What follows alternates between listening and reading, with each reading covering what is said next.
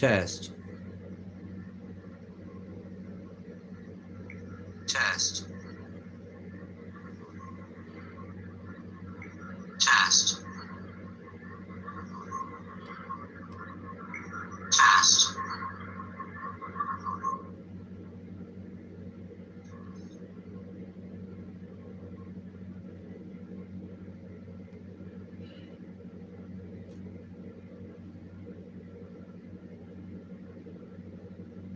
Terrence, I see you. Can y'all see me? Because it froze when I first tried to go live, and then I don't know what's going on. And then now they're doing something because I look grainy on my end. This ain't how I look. I'm not a model, but I don't look like this either. I mean, let's understand. Simply Keisha. Well, simply hello. Betsy, I see you, queen.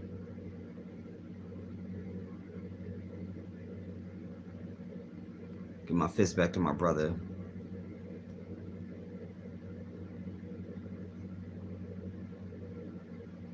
All right, I'm going to be unbothered by it because I can't.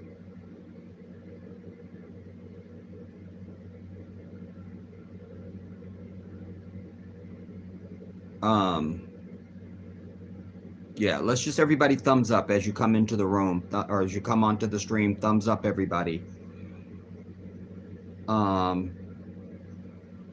Thanks, Terrence, for your prudence and your cooperation and understanding that I need help, that we in this together. Love you for that, brother. Thank you, Betsy. So I'm going to get started, you guys, because I'm not going to just wait for the room to populate. I do need those scragglers out there to thumbs up. I'm sitting here in front of you. I need you to thumbs up the stream as I'm sitting before you. Hit the like button. That's what it means, if you don't know what that means. And I probably should have just redone this, my turban.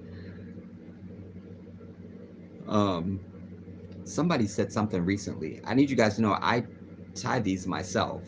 It's not like something that you buy and put on your head. I tie these myself, and so today I just decided I'm not going to do the rest of this. I'm over it because I don't intend to be here long. Andrea Smith, I give you a kiss. Again, we got people that are sitting there looking at me and they're not thumbsing up the stream, so I'm taking this as a high disrespect to my throne and my humanity, most of all. Thumbs up.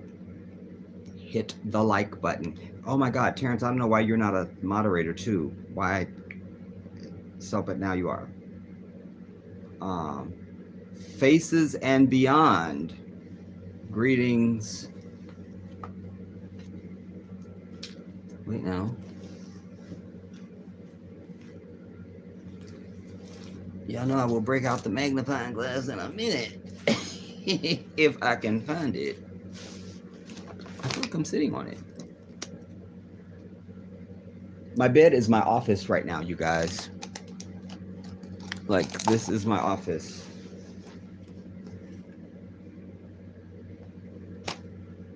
And where is my damn magnifying? Oh, I told you I was sitting on it.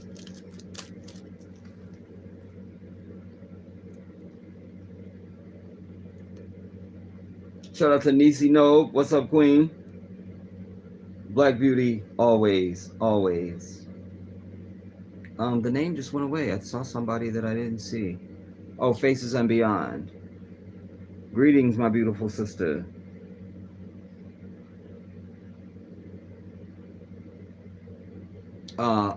Queen. Cheryl, I send you kisses.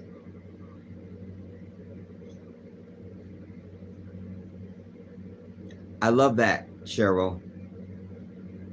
You may write me down in history with your bitter, twisted lies. You may trod me down in the very dirt, but still like dust, I rise. I love the opening statement of that poem by Dr. Maya Angelou, because it is such a statement of no matter what you do, I'm like a roach. You can't get rid of me. I'm still here. Still I rise. And the phrasing, still I rise. Like that, like, do you understand? I do love that name, Simply Keisha. I love that.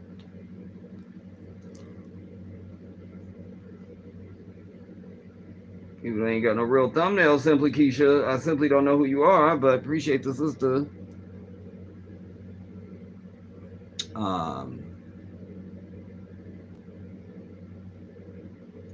Betsy, Jedi, someone said it's just 15 years behind bars. This is Betsy. 15 years behind bars and 10 years probation. That sounds low. Yeah, I'm gonna break that down for y'all, Betsy. That's why I'm here.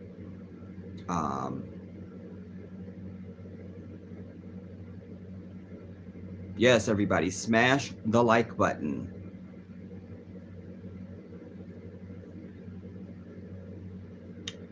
Red Aquarium, shout out to you.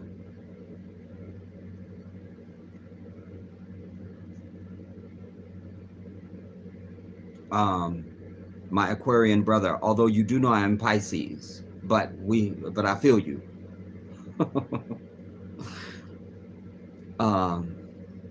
Angela Edwards, shout out to you. Imhotep, Heru, peace and blessings back to you. Daniel W, greetings Jedi, greetings back to you, Daniel. Donna Gray from the UK, good to see you. And a bloody shout out to you, Donna. So wicked to have you here on my live stream. Was that okay? Did I fail? Cassandra, like the phoenix, you rise from the ashes, my sister. Yes, Allahu Akbar. Yes, you're home now. I love you. Did you follow up on what we talked about, Cass? Mary, such a lady. I love that so much. You know what, Mary, I thought about you in another context too, because I always, whenever I say your name, I always say I love you. I just love saying that, and I say it with so much drama. Mary, such a lady. You remember Adele Givens? You know, that was her shtick whenever she first came onto my radar. That was her shtick. You know, she goes, I'm such a fucking lady, or something like that. I gotta go back and watch her stand-up routine though.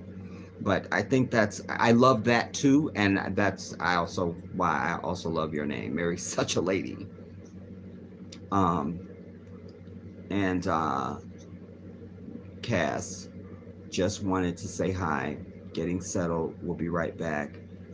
And this is a travesty. Yes, Cass, take your time, sister. You know what I'm saying? Move at your own speed. Light bearer, it is an honor to see you, my sister. And the last time that you were here and I hadn't seen you in a while, I wish, you know, sometimes I watch my streams back or any video that I do and I go, oh, I didn't say this, or I could have said that, I didn't, damn it. So I want to say to you that, you know, I haven't even gotten a chance to see any of your recent work, you know, and anybody that's here, you all light bearer, you should check out her work.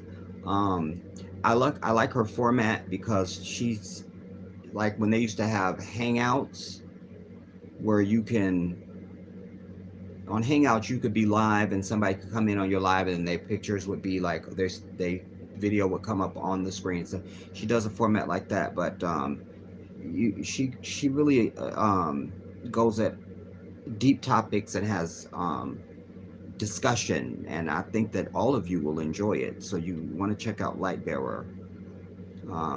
Go check out her channel. She's here in the chat. You can just click on it and go to her. She's also one of my moderators here on the channel. Go check her out, definitely.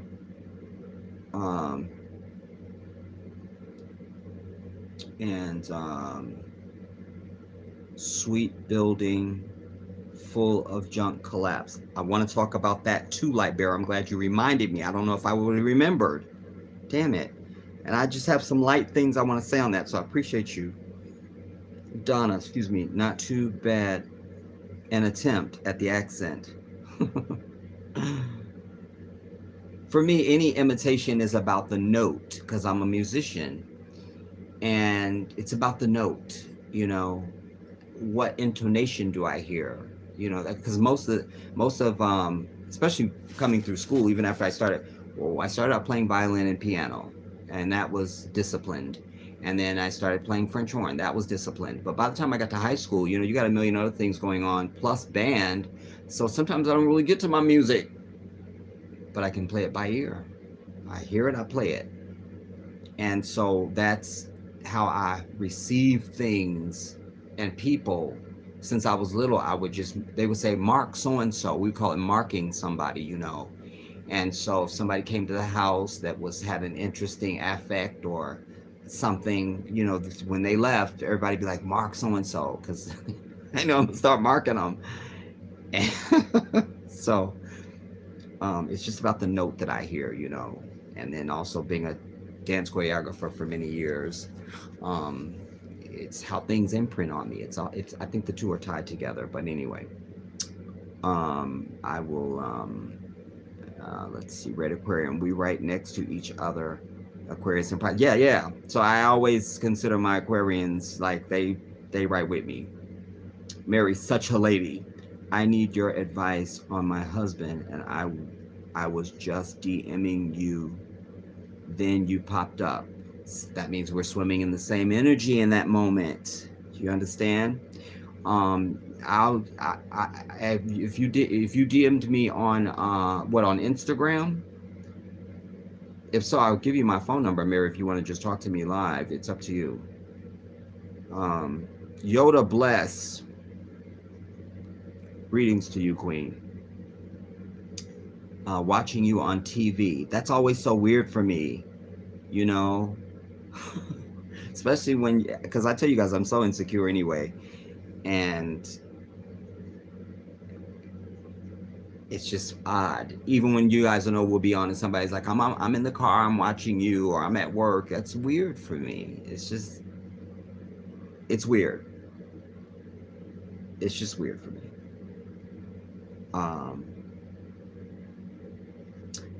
Red Aquarian, Chauvin and white extremism. Get off easy once again. Gonna get into that. Light bearer, thanks. VE, I'm just gonna call you V if you don't mind. Shout out to you. J9 should also be a moderator. You are a moderator. Okay. Shout out to you, J9. Cheryl, Jedi, I think YouTube with their dumbasses is fucking around with your broadcast. Mad because you speaking on the Derek Chauvin broadcast. Yeah. Because it was fine. The whole setup, like it normally goes. And then the moment I was about to go live, in fact, in spite of the fact that I haven't washed my face or brushed my teeth, I shouldn't be here. Why am I doing this? It's fine. Mad Hatter, salute to you. Shout out to Mad Hatter. Okay, so I just want to get started, everybody. Here's the deal. Make sure I didn't miss anybody. Imhotep, I think I shouted you out. Imhotep Heru. Danielle W. I think I may have said Daniel when I said it. I think I got everybody. Everybody, come on, dance and sing. Everybody, get up and do your thing. Let the music take control. Find the groove and let yourself go.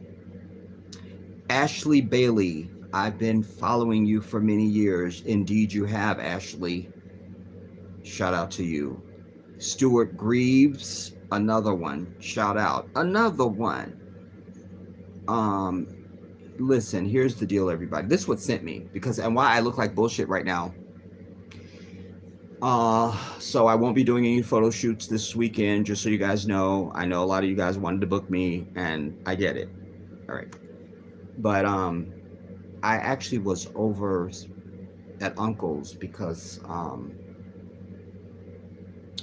I was out this morning, and no, I wasn't out. That's not true. Anyways, I was over at Uncle's, and that's where I saw this nonsense. Why was I at Uncle's? I went over there for something else. I didn't know there was even a verdict coming, or a sentencing coming today, or anything like that. I'm in my own world. I have a million things going on, and then the collapse was on the TV, and I may get up and redo something, y'all, because I just can't live with myself right now, and this is gonna be out there, and I hate it. Anyway, Chantel Walker, shout out to you. So I think I will speak about the collapse first, because this is how it happened chronologically in my life today.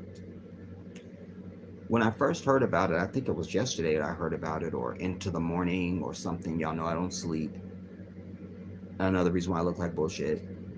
But I was listening because my best friend lives in Florida and lives in a high-rise building.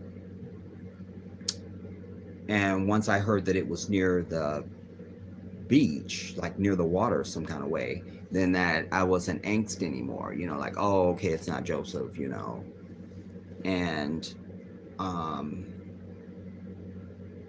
love you more, Chantel. Chantel. 22 years equals 11 years, day and night.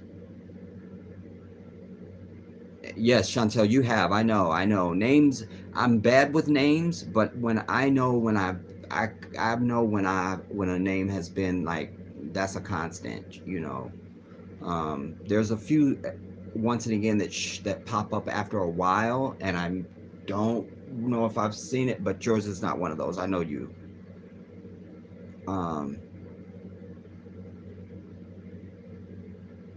Cheryl, I'm from Florida. I was born and raised there. I'm trying to think if I knew that or not already.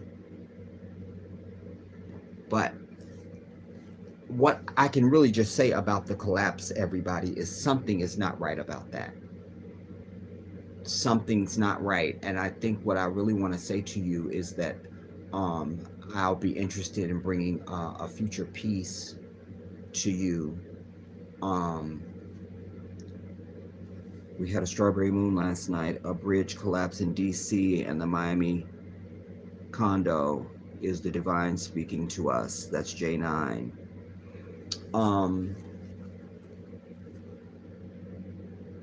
I'll be bringing you a future piece on that, because like I said, I think I found about it yesterday or last night or into the morning hours or something like that. And then I just only saw it on television today when I was over at Uncle's, because I remind you guys, I've gotten rid of cable. And so I don't have television here in my apartment. And but what I saw on television today at Uncle's, the coverage was, and something's not right about that.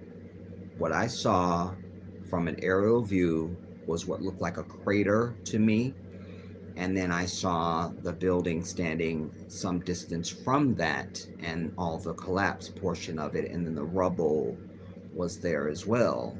But the crater seemed like it was a different thing. I'm gonna have to analyze videos. I'm gonna have to read and look and see but my initial impression tells me something's not right about that.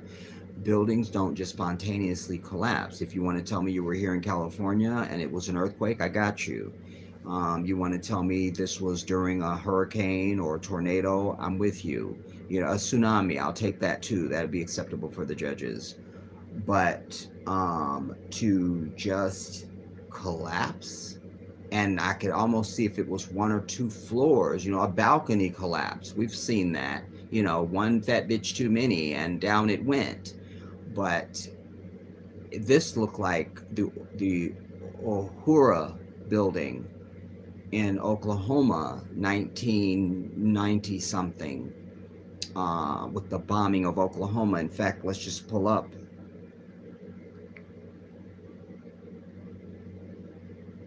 images of the bombed building in Oklahoma. That should be enough to get me there. It's such a known event.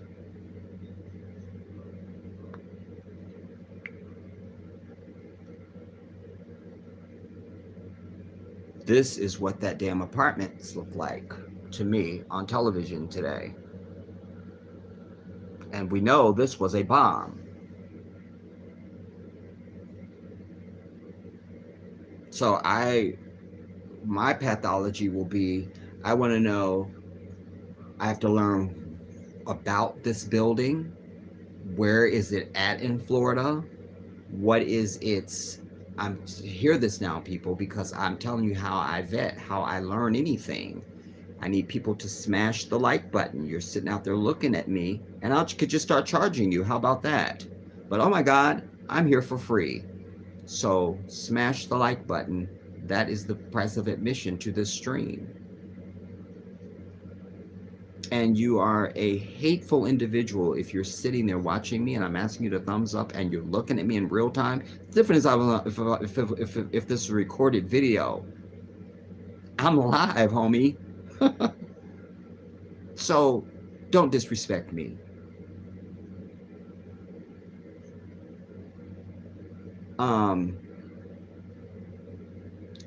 So I would want to know, what is this building? Is it famous for anybody? You know, what's its history? What part of Florida is it in? It's in Surfside or Surf something side, Surfside, Surf something side. What is that area? Is this wealthy?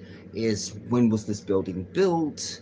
Was any of the other structure affected? I want to hear from survivors. What time of day did it happen?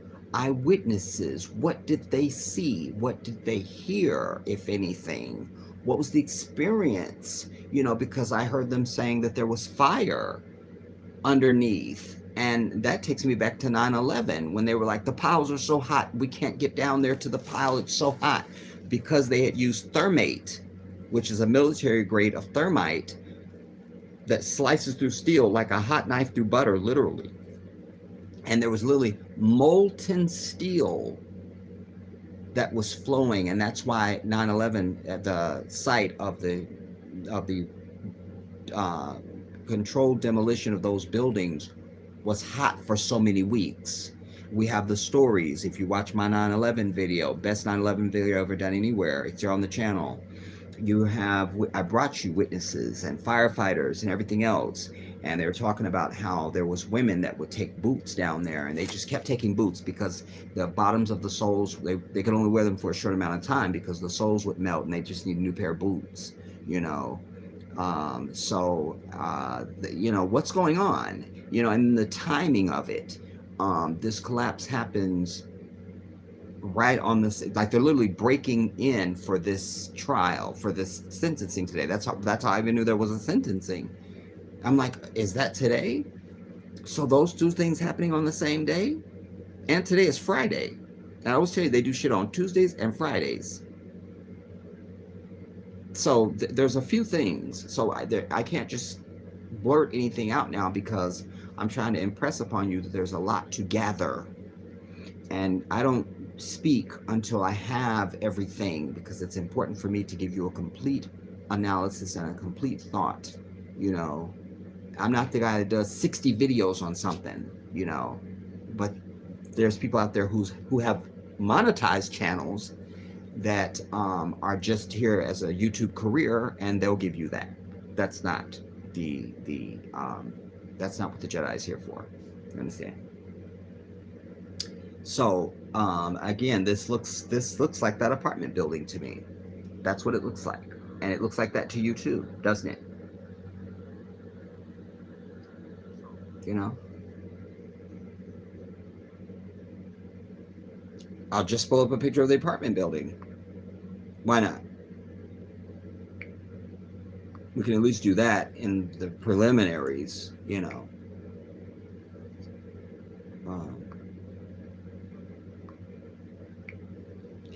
Images of collapsed condominium building in Florida. Do I lie?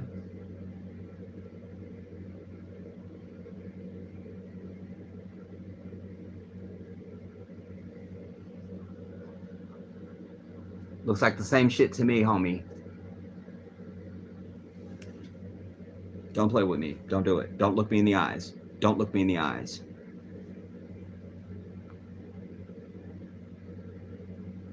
That looks like it's the same shit to me. Uncle was saying it looks like one of them war zones. I go, I know, right? See before and after photos of Florida building collapse. NBC News.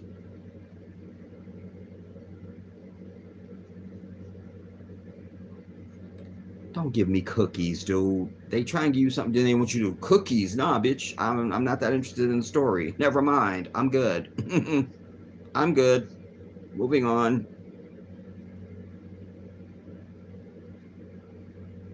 4 dead.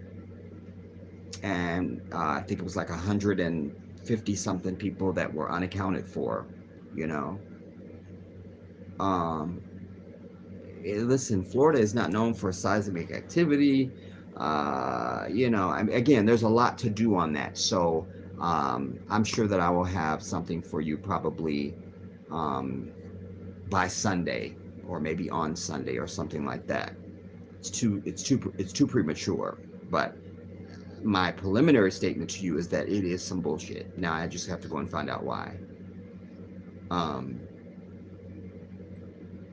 And I'll just see if there's anybody I haven't shouted out real quick before I get into my main thing.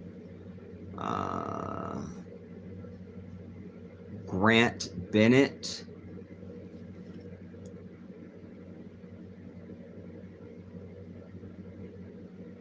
Ladies, stand by.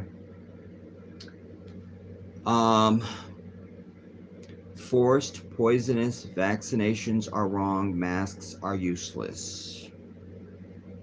Noted. V. Exactly. We had the same thought at the same time. J9. It looked implosion, she says in quotations to me. Love the shade on the quotations. J9, yes. V. Think Timothy McVeigh, yeah. Red Aquarian.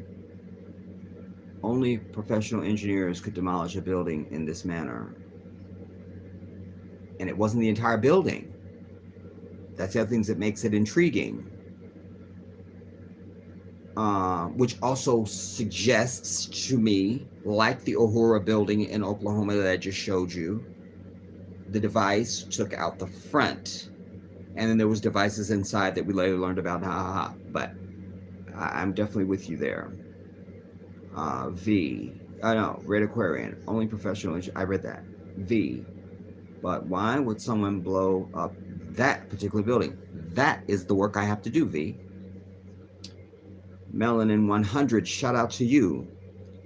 I pressed like Jedi. Thank you, Queen. Thank you. Lightbearer, real wealthy Hispanics and whites. I know that about Florida in general, but is that one of the areas, you know? The reels of joy. And that will be one of the things to learn. Like I said, I'm going to bring you a complete piece on it. V. By the way, I smashed the like button. Thank you, V. Got to get back to work. We'll have to come back and watch this later. Thank you, V. Cheryl, Surfside. This is just north of Miami Beach. Thank you for the receipt on that, Cheryl. Yes, yes, yes. V. Some people said they heard an explosion. I'm gonna be listening. That's why I want to see what's known. Crazy time we live in. Be careful out there, people. It's not a crazy time, V. It's crazy people. Crazy people, and they're usually white. You understand? Ain't nothing changed but the weather. Surfside, I read that. Oh no, Surfside near the Miami Beach area, Collins area. Does Joseph live in Collins? Is where Versace lived. Oh no, okay, in South Beach. Rich people live there. Yeah, that you see them Will Smith video, and every time they shoot something from Florida, that's where they're at. Yeah, and of course I know that the Gianni Versace um, mansion was there. Melanin. I say it's nothing to do with our people. I say lick the page and keep reading.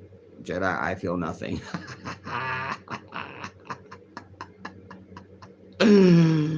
I love that so much. Damn it. Melanin. Well, it's a wealthy community because a man was walking his dog 1 a.m. in the morning. That then we definitely know that. That's a very good detail too, Melanin. I love that you understand that. That's it. I'll just read it again. Well, it's a wealthy community because a man was walking his dog at 1 a.m. in the morning. Ain't nobody doing that in the hood. Feel me?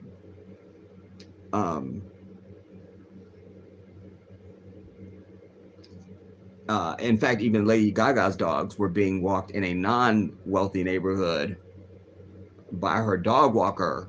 You feel me? And we see what happened there. You feel me? But apparently here you could just J9. The people in that area keep reporting a strange smell on the news. J9 lost lots of Jewish immigrants, Jewish and immigrant Europeans live there. Plenty of accents I heard being interviewed. Angela Edwards, shout out to you. That building's owner was previously in 2015 being sued by tenants for not keeping up the building. Water was pouring the walls and all allegedly. Cheryl, South Beach is a Miami Beach, and after Miami Beach is North Miami Beach, geographically speaking. Well, again, that's all the type of stuff that I will be, taking in to understand this event, because it is an event. But here's what sent me. I told Uncle I gotta go. I gotta go because I needed to come and speak to you all.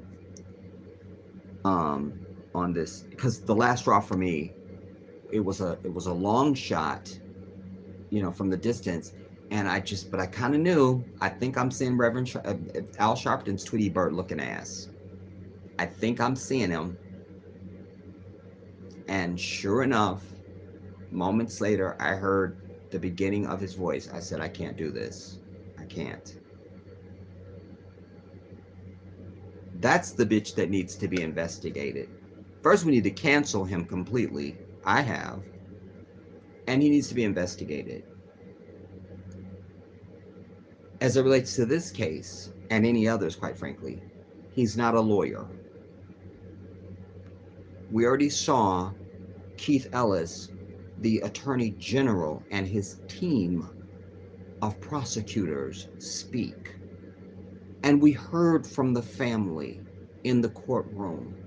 And if anybody's going to be stepping to cameras now after the Attorney General and any said lawyers, then I'll hear from the family.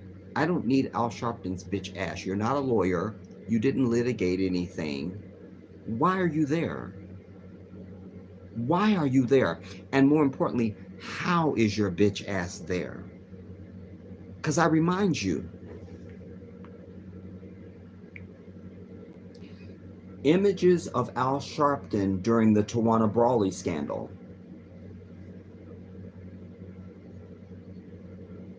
I've brought you this before.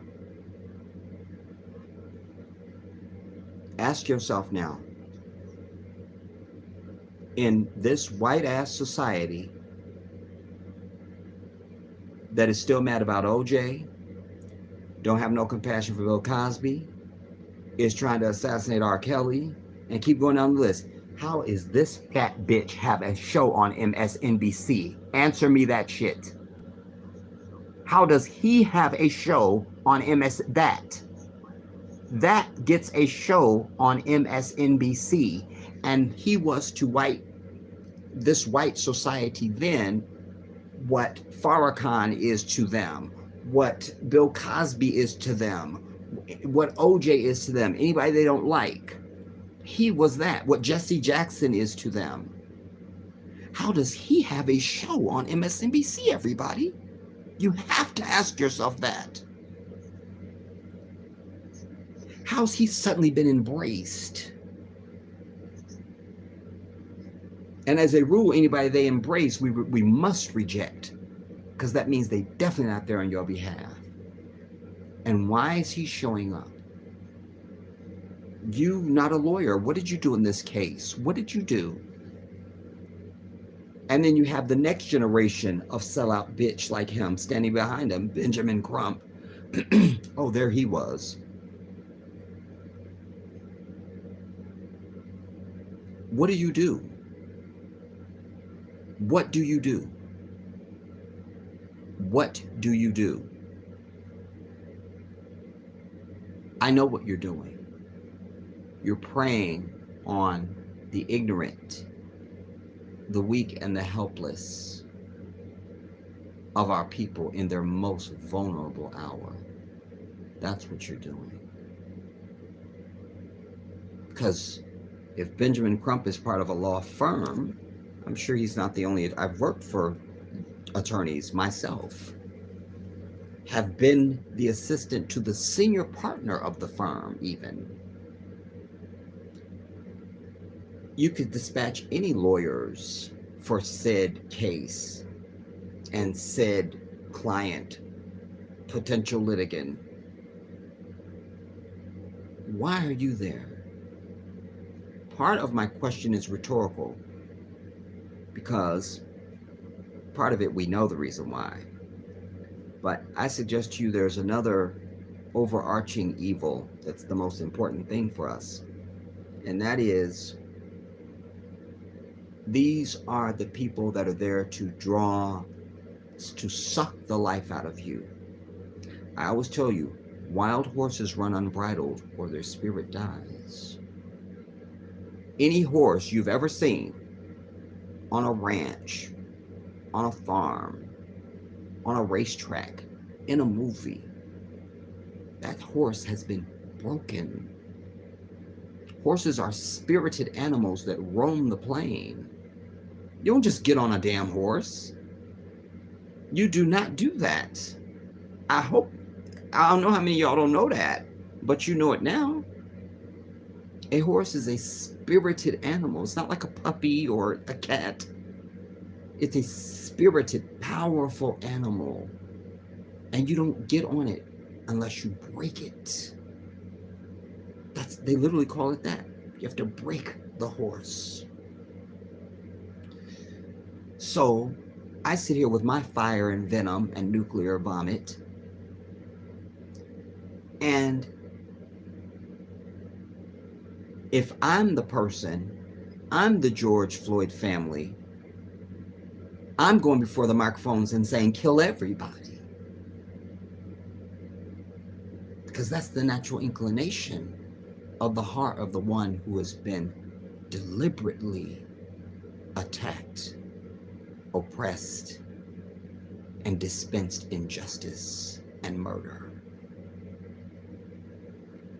These are the whisperers of the white devil to come in and calm, break the spirit, break the steed, so you end up at the microphone after your family member has just been murdered and they're the 1,000th fucking victim that week, and you're supposed to proclaim, we just want justice, instead of spewing all that is righteously in your soul and in your spirit. That's why they're there. They're bitch asses. And I'm over weak ass men with the peace bullshit and the naysayer. And I'm not alone. I brought you the video, one of my earliest pieces on my old channel back in 2014, 15, when Mike Brown was murdered. Jesse Jackson really had to jump in the car, and they were screeching tires because these young brothers rolled up on him on their bikes saying, "Get your bitch ass up out of here." Because they know we're over that peace shit, and that's all you bring. That's all you bring. They come with their little tight suit and their Christian vomit. When we were on the continent, the white man came with the gun and the Bible. Do you understand? The gun and the Bible. Christian vomit and violence. Now, they keep the violence and give you the Christian vomit. We must be over it. I'm going to come back to that. This was some bullshit because there were several, we can only call it white devil procedure because it's theirs, they do it, and they benefit from it. We're not part of it. So there were several white devil procedure that went on in the courtroom today. The attorney Blackwell, who is everything to me, he's a fine litigator. Wow, he's impressive. And he's just impressive to me, man. Like, I really like lawyers anyway, if they're standing on the right side. And this Larry Blackwell is somebody that I just, wow, he's really something. But the entire team was impressive, and it was strategic because he came up and spoke, and basically what he was saying to the judge, and to put it in layman's term for everybody, and all this graininess I'm getting, is, you know the law, right? Let me remind you what happened in the case. You feel me? So that was Larry Blackwell's job. Then the white guy gets up on the prosecution side, and he reminds the judge fully of the law as it relates to sentencing. But they used him because for a black man to be instructing this judge could have been a problem. Because just because white people say stuff doesn't make it the truth. We supposed to just believe this judge is fair and impartial just because he says so? We believe that? If you believe that, you're on the wrong planet, and you need to move. You need a ticket today. But so they put up this white guy to remind him of the laws of sentencing, and to then juxtapose that to show him case law as to what has taken place before, and to remind him of the board that has been set up that gives him certain discretion in sentencing, and why this gives him even more carte blanche based on those same boards and rules set up due to that and the specific heinousness of the crime. He put in a good word for African people, that it's not just about George Floyd, that is about the system that has denied us. He didn't say these words, but you go back and listen and you go, oh, that's really what he was saying. Then they brought up the family. And Uncle will tell you, I was sitting there going, give me drama. I want drama. I want drama. The first person that spoke was his nephew, I think. Nice waves. I was telling him he needed to give a shout out to his barber. I think that's the nephew. And he surprised me because he said some really cutting things that were profound and deep. Among them was, he was saying, we've been given a life sentence. I was like, yes, my brother. I wanted tears out of him. I wanted tears out of everybody that spoke, because as I was telling Uncle, had it have been a white bitch up there,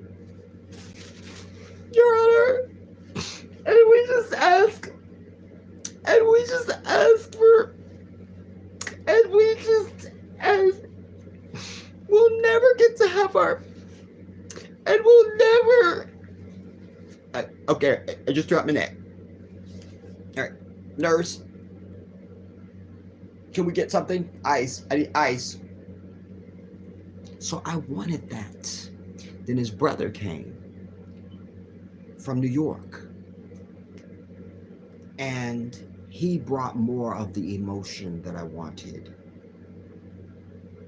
At one point, I thought he was going to just, I didn't think he was going to, but I felt like he felt he wanted to just go over there and just deck fucking Chauvin's ass. There was a moment I felt that. Like he was containing rage, you know? Maybe because he's in New York and he ain't around the soul breakers, you feel me? So he still had a little bit of steed left in him. And then lastly, Philonis spoke. And I was like, take them glasses off and do a lot of wiping. I need more wiping. Wipe. Take the, good. Now take, okay, wipe. All right, let me get shakiness in the voice. Let's hear shakiness in the voice. I was sitting there directing the whole thing in my mind, you know, because I know what it would have been if it had been the tables were turned and this was a white devil that had been murdered by somebody black, you know. I know what it would have been. Then the judge takes 15 minutes, a 15-minute break to prepare his sentencing. Really? How many niggas I seen in the court where it's sentencing day and the judge, they make us stay, they do all the shit they did today, and he goes, okay, that's all noted. Would the defendant please stand? I sentence your bitch ass forever and bye-bye. No, 15-minute break to prepare his sentencing order. Then he comes back and with no real tangible reason, but just a bunch of vomit that he spewed out of why he was going to, the ruling was in a reading, really. You do that with Supreme Court rulings. You understand, usually. Like when the Supreme Court rules on something, you'll hear the ruling, but you got to go back and read each judge's shit. They write how they ruled and according to the law and why they ruled and da-da-da-da-da and any feelings they had and blah, blah, blah, and ha. And why am I getting so, maybe my lens is dirty or something. This is not working for me. I don't feel supported in this at all.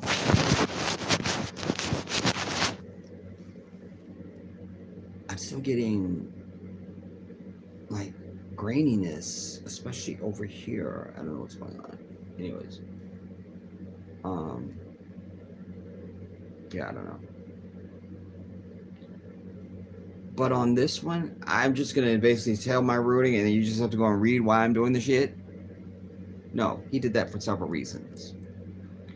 One of the reasons is because I always tell you, with white people, it's us and them. And what they all agree on, all white people, is that we can never have a victory, even when we've deserved it.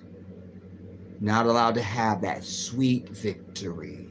That's why there was all the tension. Will we even get justice for an obvious fucking murder seen by the world? Because you're not allowed to have a victory. Nope, not those 30 years. Because that would be total satisfaction for the niggers. And we can't allow this in our white devil society. Quit 22 and a half. They don't have to like it. And they won't. And we don't give a fuck. We can't. We won't. So deny. And notice that he was in a, I think it was a Dolce & Gabbana suit. If we look closely at the label, there he was in Dolce & Gabbana with the matching tie, no guards standing near him at your sentencing, when you would think a defendant would be most likely to flee or lash out at somebody in the courtroom, even the judge. No, just Dolce & Gabbana suit. And there he was in his skinhead haircut. That was not a mistake. That was on purpose and signaling. there were various hand movements and eye movements from this Chauvin devil that went on before you even get to him addressing the family in that cryptic way. You understand? The way the judge looked at him. I told you guys I watch television. So even when they have the camera on the judge, I've already assessed from the makeup of the courtroom where his eyes would be looking. I do that with television all the time. I don't know why I do it. It's just a habit. But it serves me in times like this. And so he decides he wants to give most of his ruling in something you'll have to read that's 20-something pages or whatever it is. So the public doesn't have that immediately. Are you going to upload it online? What's the website? What?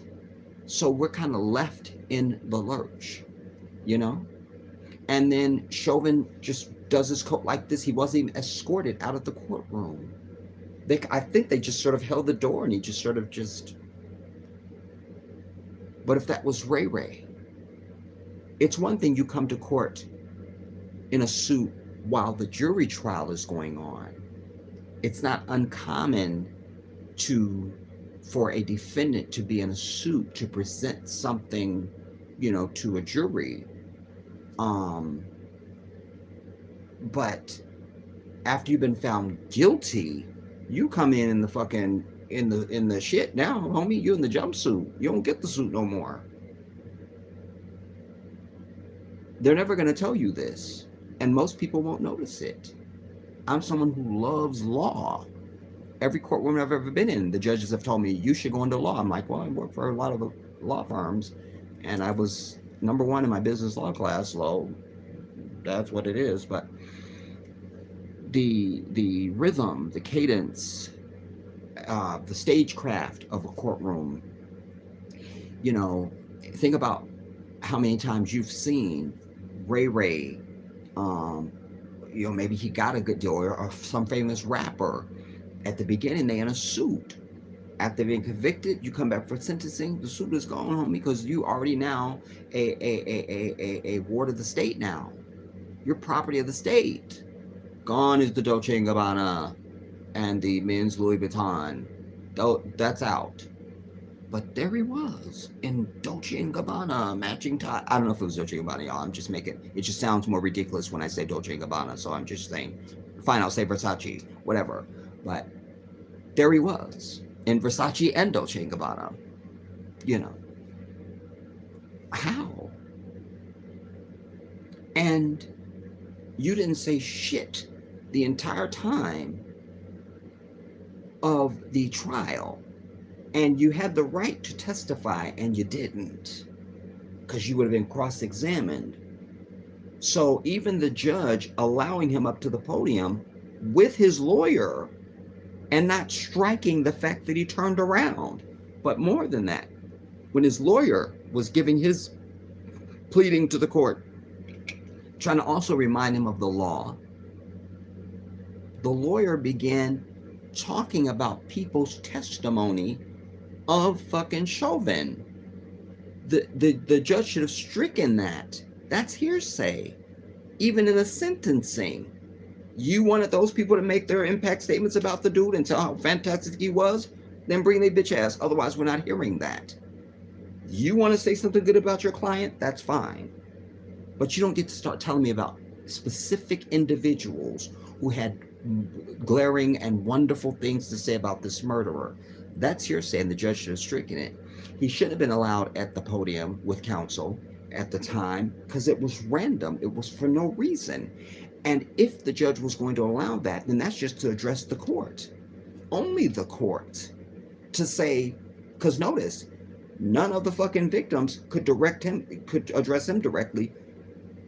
George Floyd's brother went close when he said, I would just want to ask him why. But he left it out there as a retort, as a retort, really. It wasn't directed at him. It was, but it wasn't like you turn to him and ask him. This white devil turned around to this family, and they had to see his demoness ass fucking skinhead looking bitch ass tell them some cryptic shit. That's when niggas should have jumped over whatever needed to be jumped over and just taking. Just taking. Taking. That's what should have happened.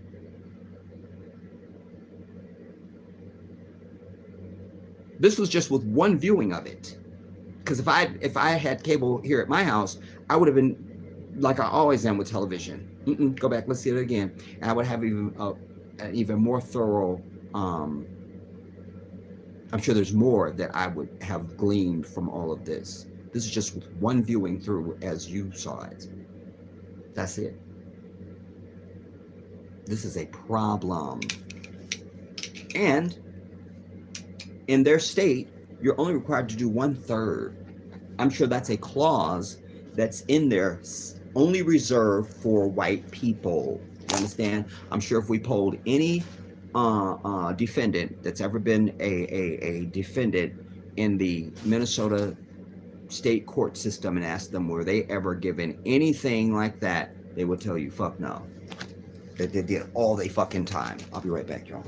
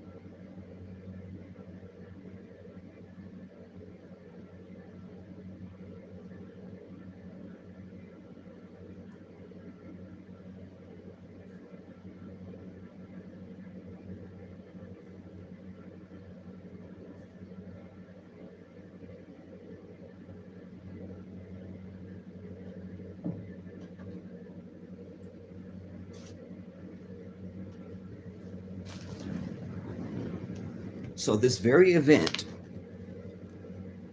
where they are supposed to be there to give you justice, they're dispensing disrespect and injustice in the very same moment because this is a fork-tongued beast. It's kind of like an octopus or the Medusa, you know, that can be doing several things at the same time, you know. No doubt, they will claim he had the best behavior in 15 years. And we're now all supposed to go away and not be vigilant about where he's serving and is he really in there and, you know, and all of this. And you're supposed to just assume he's going to be separated from the rest of the population because we know even when he first was incarcerated, allegedly, that none of the black guards were allowed to guard him at all. They pulled all the black correction staff away from him because they know we should be acting as one group violently, and that when we see you, we strike your shit. Oh my God, no more Derek Chauvin. But sadly, we have the Al Sharptons and the Jesse Jacksons and the Benjamin Crumps and all these fucking peace people out there. And every fucking body you got up there on the damn Capitol Hill in the Congressional Black Caucus and the bullshit. Nothing but weak-hearted, broken spirit ass black people. You understand? Keith Ellis, the Muslim, who spoke for his team today. He put a special piece in his speech, said, I want to say to prosecutors everywhere. He was talking to fucking Christians with your weak black asses. You're in every sector of the society. No Muslims represent us. You are the weak ones. You are the Al Sharptons and the Jesse Jacksons and the Benjamin Crumps. It's you. But he said to them, he was urging them, Keith Ellis, the Muslim, was urging these prosecutors everywhere to start bringing prosecutions swiftly and vigorously. Go back and watch his speech. I will, because I only saw it once. But that's what he was saying. Let the day be over of all y'all weak-ass Christians who we've had many other Derek Chauvins in our clutches that could have been prosecuted. But your Christian asses won't prosecute. But the Muslim who fears only the one that created us, that's what makes us dangerous. That's why they don't fuck with us. Do you understand? They can expect a weak heart from you. But the Christian, but the Muslim is unpredictable, very unpredictable. Will not tolerate injustice and dishonor. Won't tolerate it. Don't need to. Because we know that when we strike on our enemy, the divine will make us victorious and always has. You would have long since given up Palestine.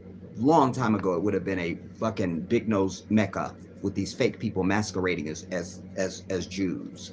Masquerading. You would have given it up. Just like you give up your damn communities every damn day. That's why we're gentrified across this bitch. Because nobody stands. Nobody stands. But the Palestinians stand. They ain't going nowhere. And they fighting every goddamn day. Even as I speak, they're fighting. And they've lasted this long because the divine has been with them. When we begin to understand as a people that it's not this, it's exactly opposite. Anybody telling you two wrongs don't make a right, you need to punch they bitch ass in the face. You understand? Anybody telling you that you shouldn't answer violence with violence is your fucking oppressor. That's your enemy. If they hadn't revealed themselves before the end, they just did it right now. Yep, that's the enemy. There it is. You understand? It's not a deep concept. You come take some shit out of my house, I burn your house down, you don't come to my house and fuck with my shit no more. Do I make this up? Is this a fantasy? What? It's that simple. You know you fuck with me and you're going to be dead, you probably not going to fuck with me. It's not a deep concept. You don't need legislation and laws and marching for any of this. You self-declare, fuck with us and it's on, and you'll get a different result. You do the same shit you've been doing, this is the result they're going to give you. This is exactly it. I was listening to a lawyer the other day, and I know this to be true because of something I brought you many years ago. I was trying to break down the birth certificate for you and why that's some bullshit. I was also telling you that it's unconstitutional for you to even have to have a driver's license. The DMV means nothing. Those bitches should be burned to fucking ashes. Just taking people's fucking money. When the Constitution says you have a right of travel. A right of travel. The only way you should be registering a vehicle or paying any fees is if you're driving a limousine or a fucking Uber or UPS or FedEx or something like that. For you to go from California, New York to grandma's house, you don't need a goddamn thing. You don't need a driver's license. You don't need a registration. You don't need a fucking thing but your goddamn Constitution, and that's it. Period. But to that point, as I mentioned before I got up, when I was telling you that I'm sure that these carte blanches are only written into the Minnesota law, are only to be accessed by white people. You know, it's just like with their overall law. You know, in this country, the Constitution is supposed to be the law of the land. So when you even get a ticket for you didn't use your turn signal or some bullshit, you don't go into court and say, I used my turn signal and I swear by God I did. You say, no, Your Honor, I have a copy of the U.S. Constitution that I have a right of travel. That's what it is. And in this document, you're not supposed to have anything that supersedes this document. So any city ordinance, state law, county government, anybody writing any fucking thing that contradicts this sacred law of theirs, the Constitution, is invalid and can't be used. But it's used every fucking day because of the ignorance of the people. When you see cases like this today and you're able to see the ruling, this is why he put a lot of that shit in writing. So a bitch will be reading it, understand. But why he put a lot of that shit in writing is because I know what I'm going to find in those writings, the shit I'm telling you now. Law is a tricky thing, everybody. It's tricky. It's tricky because it really is meant to serve you. But you don't usually have access to that because you're usually the lawyers that are lazy and unconfident. Lazy and unconfident. They don't want to challenge the system, you know. And if you're dealing with a public lawyer, then they're just part of the system. It should almost be against the law to have a public defender because they work for the state. So when you get a lawyer, the law is the same. So Kardashian is no greater than Goldberg or whoever the fuck. What makes a lawyer different is how they apply the law. How much work do they do? Are they really digging to find those clauses that get your shit free? You understand? I told you, if you watch, there's a video here on the channel called How to Get What You Want Out of This Society. One of the many things I tell you about is, because I have a million of them. One of the last tickets that I got, I was making a right turn and it was yellow and I went. Me and the other car was trying to hurry and we went. Here comes the cop, stops me, of course. Says I ran the red light and blah, blah, blah, blah, blah. I don't argue because I just can't wait for him to give me the fucking ticket so I can start reading the fine language because I know I'm not going to be paying this ticket. I know I'm not guilty, but I don't know how unguilty I am under the law. So I get home, get me something cold to drink, and I sit down and I read the fucking ticket, bitch. And there's a couple things that's wrong with the ticket. My car is a 1997 Honda Civic EX. He put down a 2001. Princess looks nice, but she's not a 2020 or a 2001. Thank you very much. That's first. So that's not my car, Your Honor. I don't know what to tell you, but that's not my car. Most importantly, there's boxes that they check for the infraction. The one he checked is for a circle yellow light or red light. There's a different number and a different box for an arrow, bitch. And it wasn't checked at all. That ticket went out the window. One another one. I'm in Maryland. This is when I worked for McDermott, Will & Emery, another law firm, downtown DC.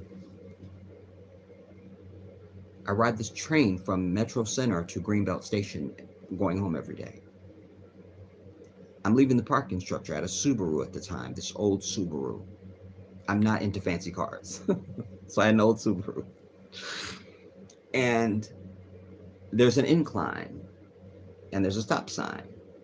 When you're going to get out on this other thing that leads out of the big ass metro station at Greenbelt to take your bitch ass. Cop stops me. It's this time of the year where it's still light out at the time that I get back to the Greenbelt station from downtown DC to get in my car and go home. And he gives me a ticket, says I ran the stop sign. Well, I get into the courtroom and I tell the judge, I say, Your Honor, first of all, he says, how do you plead? I said, not guilty, Your Honor, and if it would please the court, I would like to use your chalkboard.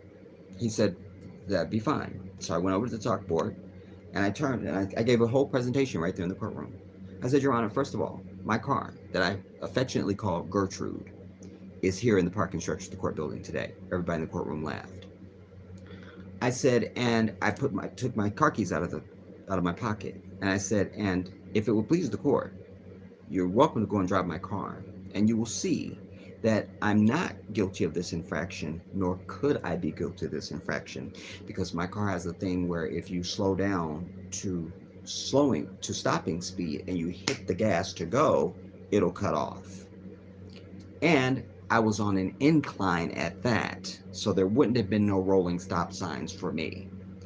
Not only that, Your Honor, as I dramatically walked back over to the lectern, after drawing my little thing for the stop sign and how it was and where the cop was, I walked back over to the lectern and I said, not only that, Your Honor, you will notice on the ticket that he has my car marked as yellow.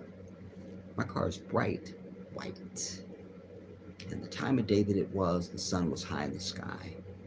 I am not guilty of this infraction, Your Honor, and ask that it be removed and thrown out immediately. First, the judge said, he says, you've definitely presented your argument, and you should go into law, young man. He says, I'm not only dismissing your ticket, but everybody here who was here for this officer, your cases are dismissed. It was like out of a movie. Somebody opened that little swinging door and they were clapping as I walked down the center aisle, my hand to Allah. Like, read the fine print, you understand? So that's why I want to see this, whatever this writing is, because the devil is always in the detail, and especially with the white devil. So whatever he wrote in his ruling is not only, I'm going to be tying that to what he said in open court on the record. He says, you know, I'm not going to be, what was the word he used? The language. This is not his language, but language is important. But just to give you an understanding of what I can't remember, it was in the spirit of, you know, I'm not going to be, he's not going to drag the moment out and try and be,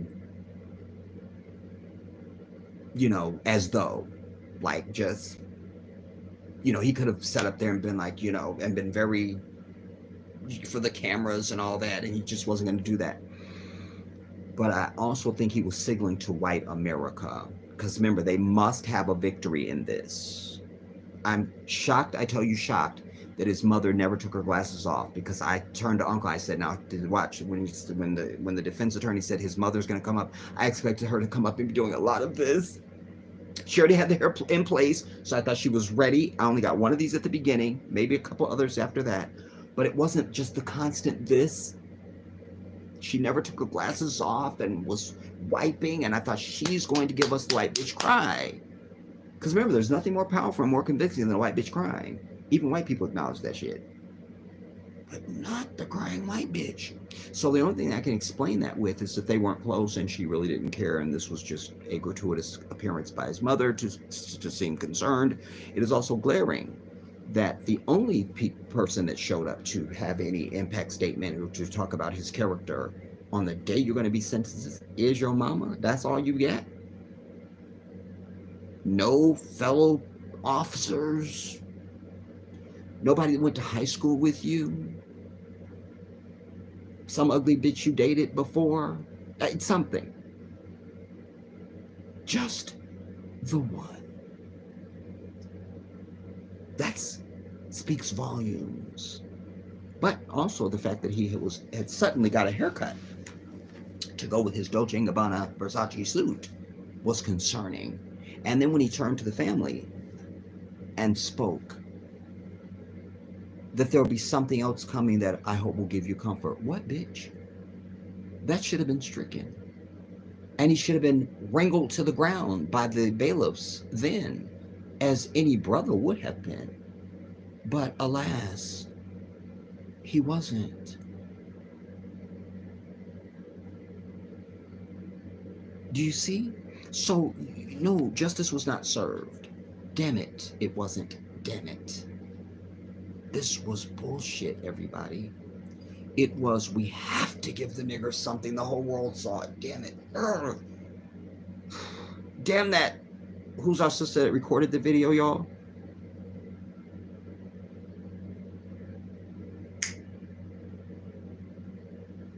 Frazier. Darnella Frazier. Rahimallah to that sister. Damn that Darnella Frazier, that young black bitch. She filmed it all. Urgh.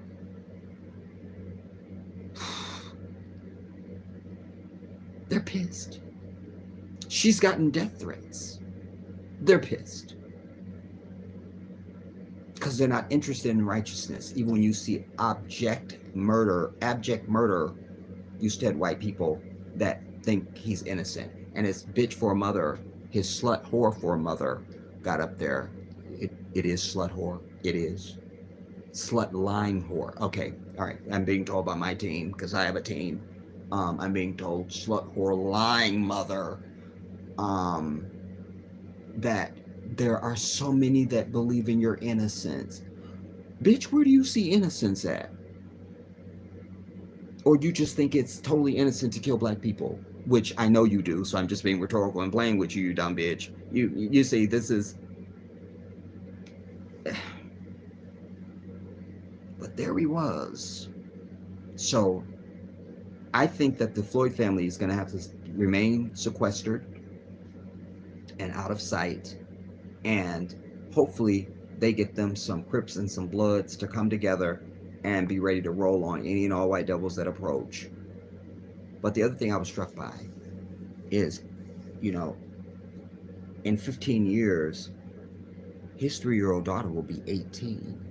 So at the moment she becomes a grown woman, this white devil gets out of prison at the age of 60. Now, you do that in white people years, so 60 is actually 150 for them. But still, he'll look like a raisin, but he'll be 60.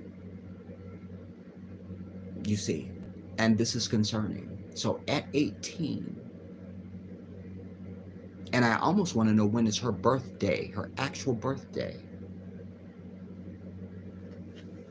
Find that. Somebody find out when is George Floyd's little girl's birthday. Because I know this devil, and I won't be surprised if they let him out on her 18th birthday. He already gave him credit for 100 and something days that he's already served. I don't know if that's like you serve that and now you get the 22 and a half, or we taking that off the 22 and a half. Wasn't really clear on that. This is bullshit, everybody.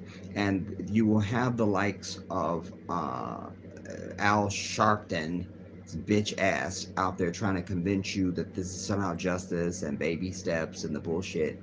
And you know, those people just need to be killed off. If that's the wall we got to go through first, then kill they bitch ass off so we can get to the real enemy. You understand? They only exist for this, and they're grooming the likes of Benjamin Crump and this other fucker, Bakari Sell My Asshole, who won't take my calls when I call his office. What time is it right now across the country? Let's see if we can just get Bakari's office on the phone right now, since I have his number in my phone. He's probably on CNN licking Massa's asshole right now. So we probably can't get him, but we'll just try. See, AB Bakari Sellers. Just so you know.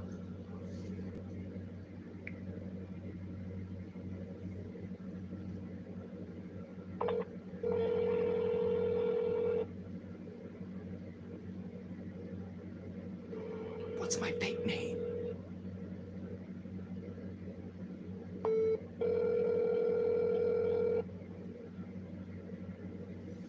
I'm getting a call.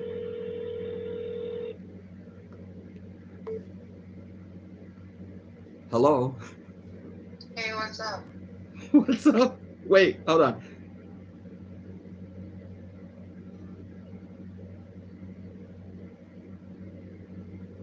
Charlotte,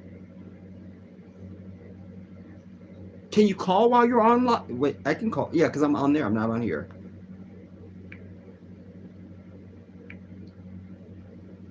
All right, let me fuck it. Let me call Bacardi's bitch ass so I can see that he's not gonna answer his phone first, and then I can make my phone call.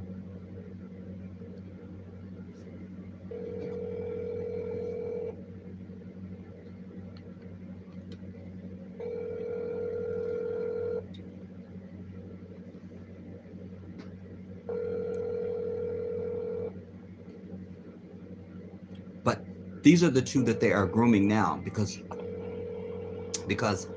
Jesse Jackson, they're literally rolling him out now. He can't stand on his own. And Al Sharpton, we hope, has maybe 5 more minutes.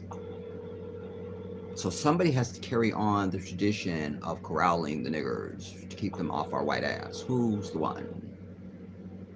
Because remember, Bakari Sellers came to power and fame after the 9 people were murdered by Dylan Roof's bitch ass in the church. Awesome.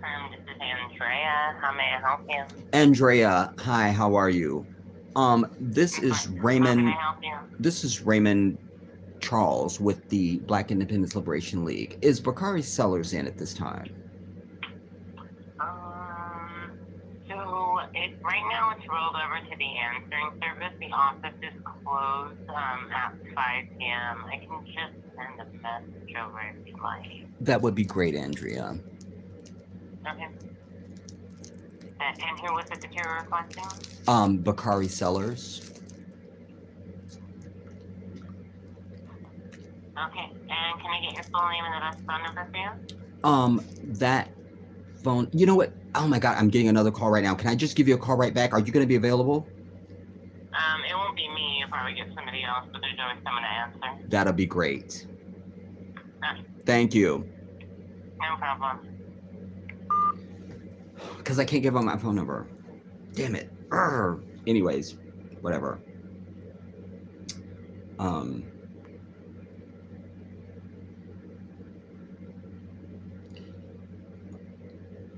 What time is it?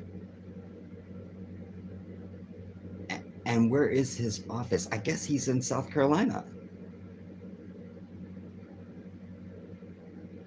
So yeah, and it's Friday. He wouldn't be in right now, so whatever. But wallahi, I've called days when it's total business hours, and he won't take my call.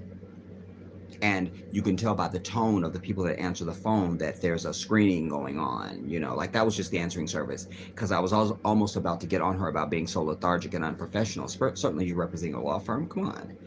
But she's the answering service, so nobody cares. But he's the next generation of that.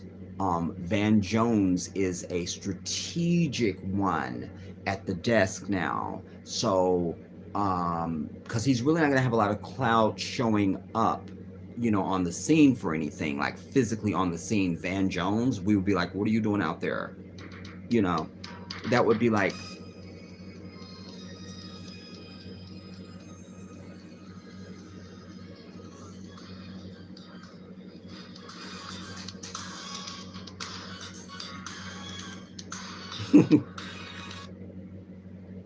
hello.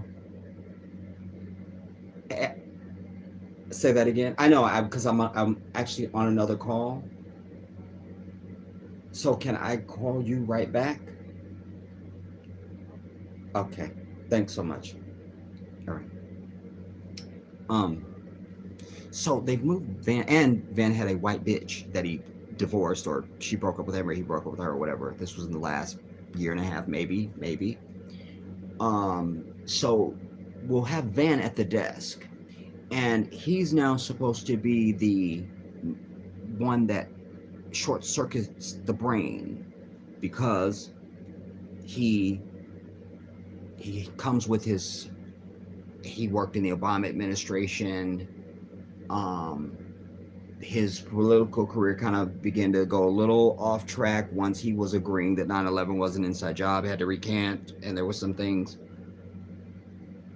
So let's have him at the desk. There he was today when they got to him. They had 2 Zionists on either end, a bitch on this side and a dude on this side, and then the black dude that's the host of this particular CNN show or whatever, and then Van Jones's bitch ass. Appreciated what he had to say. I always tell you, we accept truth no matter what the source. That means we could hate your bitch ass to death and wish you dead, but we'll acknowledge the truth that you say if you tell it. That's our pursuit. That's it. That's it.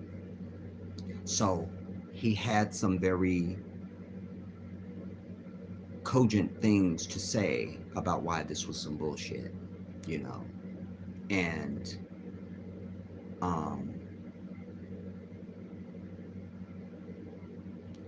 yeah, and I agree and accept those things, you know. But it's still Van Jones's bitch ass. So both those things can be valid. Appreciate you telling the truth, and you still a bitch ass nigga. You just are. You just are. Before I get too far down the line, let me come to you guys and see what you all are saying. And something's happened now, because the comments are not. Some of the comments are gone. Like, I know for a fact,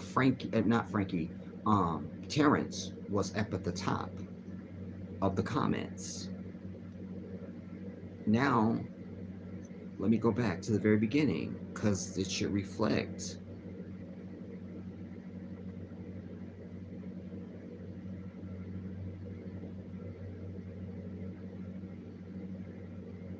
Yeah, I'm not seeing what I should be seeing.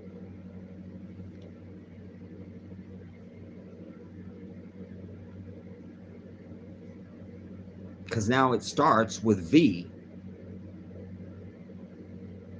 The comment Crazy Times We Live In, which I've already read.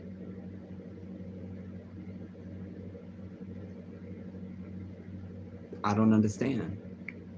Maybe I'm not doing something right. I wasn't. There's this little arrow thing you gotta press. No, that still ain't it. That wasn't the reason.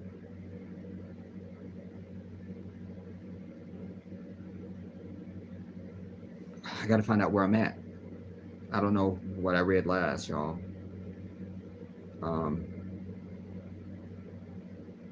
Okay, I see Cheryl. Geographically speaking, Cheryl. The building has been up since 1981. Cheryl. Jedi going off on Al Sharpton. That's right, man.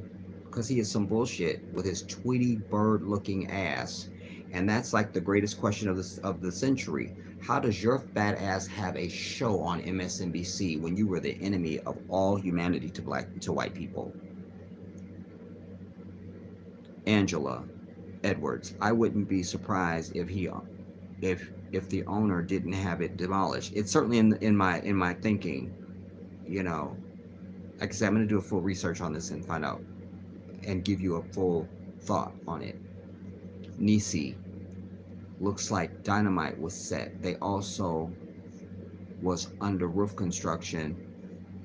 Looks like I need insurance payment. I considered insurance too, Nisi. Yes. And if this is accurate, what you're saying, then certainly you can always hide a demolition inside of a repair. Well, I was repairing it, and suddenly it all collapsed and blew up. We just don't know. Richard Hart, shout out to you. With a little luck, Chauvin will be taken care of, end quote, in prison. I know. You know what? I am the kindest, most considerate person you will meet. I have Allah as my witness. I don't need shit else.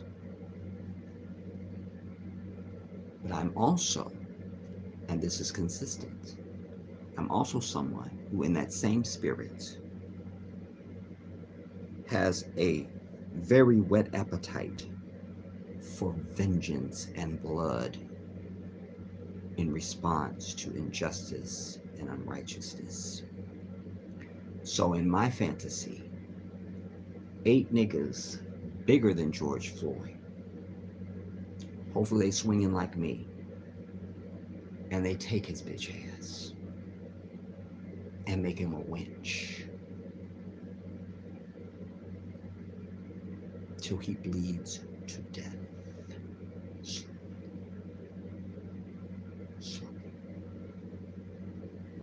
And with every stroke, they say George Floyd's name. That would be justice. If you think that's too much, then you need to go and read Quran, and you need to read Hadith of the last prophet to mankind. And when you learn of the things that Allah has said to us that are done to people, even in the barzakh, before you even get to judgment, you'll be like, you're being kind, Jedi. Oh. So I try and tell Christian folks, you're so off the fucking course with this forgiveness bullshit. And something I was watching the other day, and somebody was online and said, forgiveness is for you so that you can heal. Bitch, I don't need to forgive to heal. I'll punch you and I feel better. Now I'm healed. Look, I'm healed. Poof, I'm healed. Your eye is fat. I feel fantastic now. I'm over the moon. Suddenly I can go off my medication now. I wouldn't be... Okay. Cheryl. Keith Ellison, dumbass, initially stated the judge should go easy on Chauvin. Did he say that, Cheryl? I won't listen. That's my Muslim brother. Initially stating the judge should go easy on Chauvin. This is what he said. And now he's trying to walk back his words after the black grassroots called his coward ass out. I think an ass feels like it would have been in there, so I just added it for you. Make me aware of this, Cheryl, because I'm singing his praises and I didn't hear that. So I definitely want to know that. Light bearer, gatekeepers, absolutely. And how do they get there? How did Al Sharpton's fat ass become a gatekeeper? Jesse Jackson, for everybody that doesn't know, the day that Martin Luther King was killed, Ralph Abernathy tells the story, as does Dick Gregory, rest his soul, that Jesse Jackson put his hands in Dr. King's blood and put it on his shirt to make it seem like he was the one who Dr. King had died in his arms. And it was his best friend, Ralph Abernathy, as always. Because even the night before, when Dr. King, he obviously was feeling some type of way about Jesse already. So that last night in the church, on that rainy, stormy night, when he got up to speak for that mountaintop speech, he made it very clear in that speech, saying, I have no better friend on earth than Ralph Abernathy. And ignored Jesse when he got full at the very end of the speech, and he turned around and walked back. He walked into the arms of Ralph Abernathy, not fucking Jesse Jackson's bitch ass. And it was immediately Jesse Jackson trying to get the fame, and there he was on every show. Fuck Jesse Jackson, that bitch.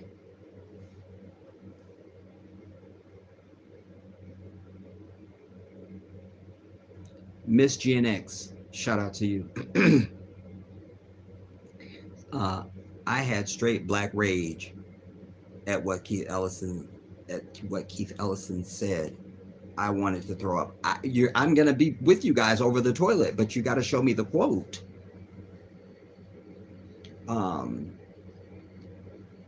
Melanin 100. Oh, you're just laughing your ass off. Devil's Tears of Weapon. That must have been when I was talking about the white bitch. Angela Edwards. I'm straight hollering. Betsy is crying, laughing. Jedi, you guys are dying. Melanin, I love the New York bro. He said he needed the full justice. I know. I just wish he brought a crew with him. You know what I'm saying? And stood up there like this. You know how brothers stand with this? Like it's gonna be a problem if you even say hello to me.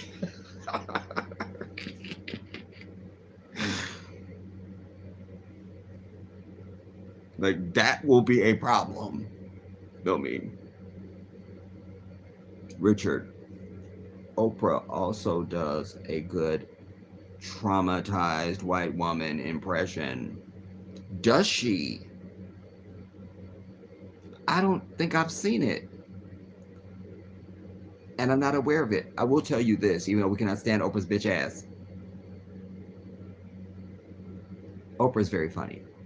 She's very funny.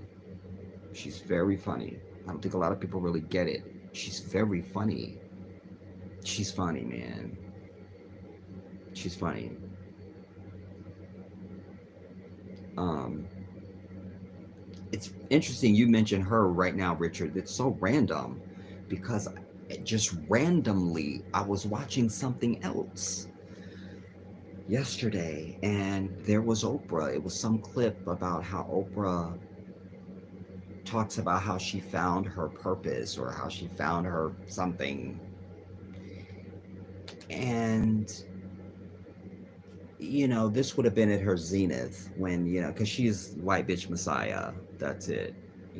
For black folks, for dumb ass black Christian folks, it's the son of Mary. For white folks, it's Oprah, especially white bitches. But there she was talking about how she,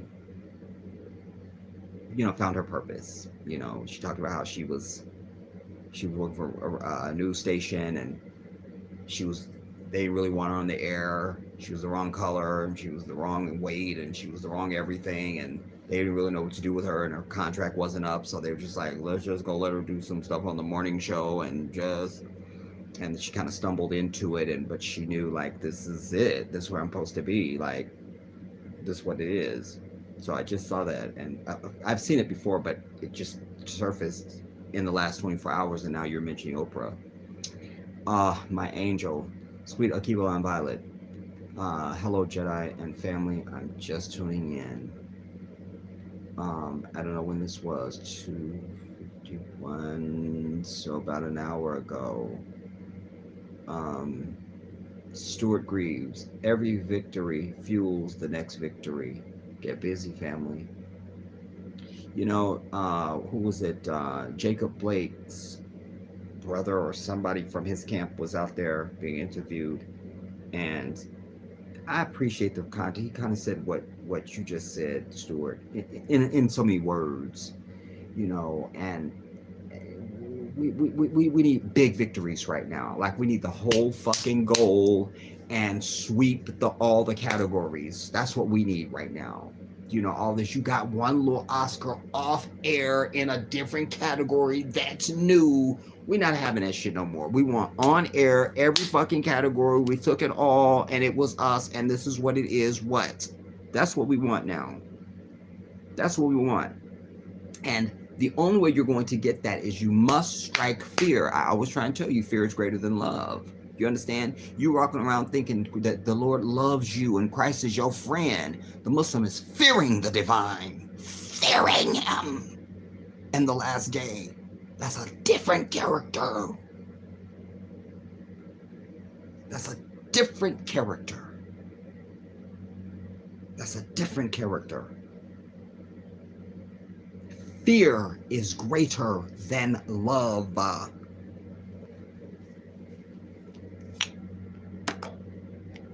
White people do the shit they do to us, not just their goddamn police, but every fucking white bitch you ever... just even yesterday, I started a video even. I think it's here on my phone.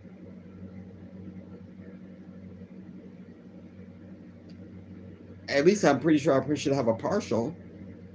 Because there was something else I was watching. And just, you couldn't scroll, no matter how fast you let it scroll and stop, fast and let it stop, scroll and let it stop. It was just nothing but fucking white people doing shit to us. You understand? They are the definition of racism, everybody. You have to understand that. You probably won't be able to see this now.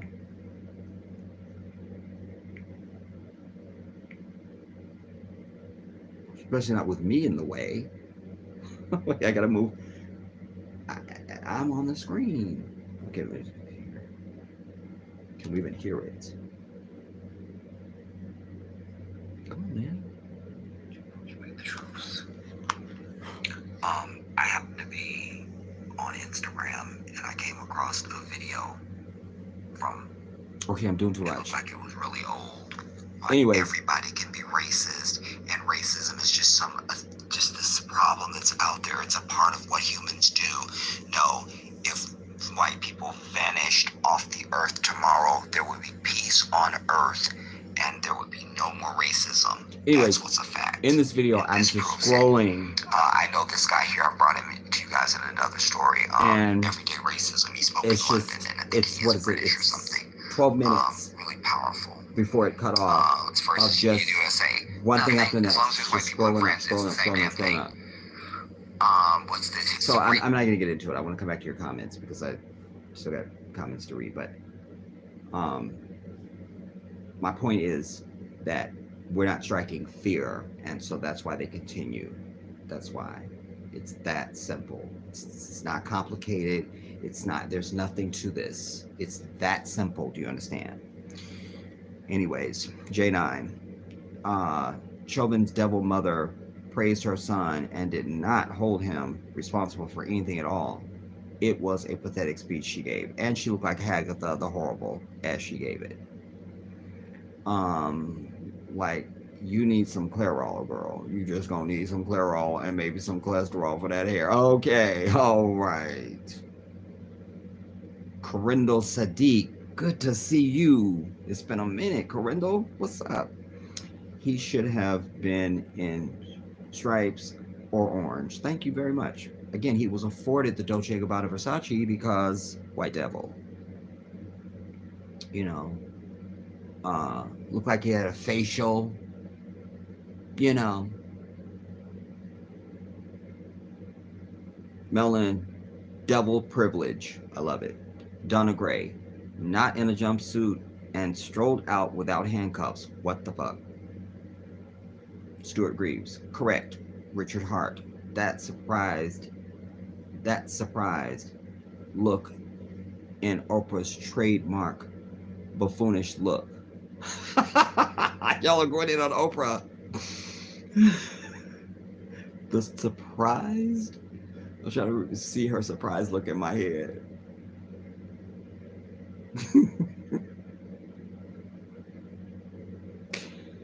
Grant Bennett 333 says COVID is a hoax.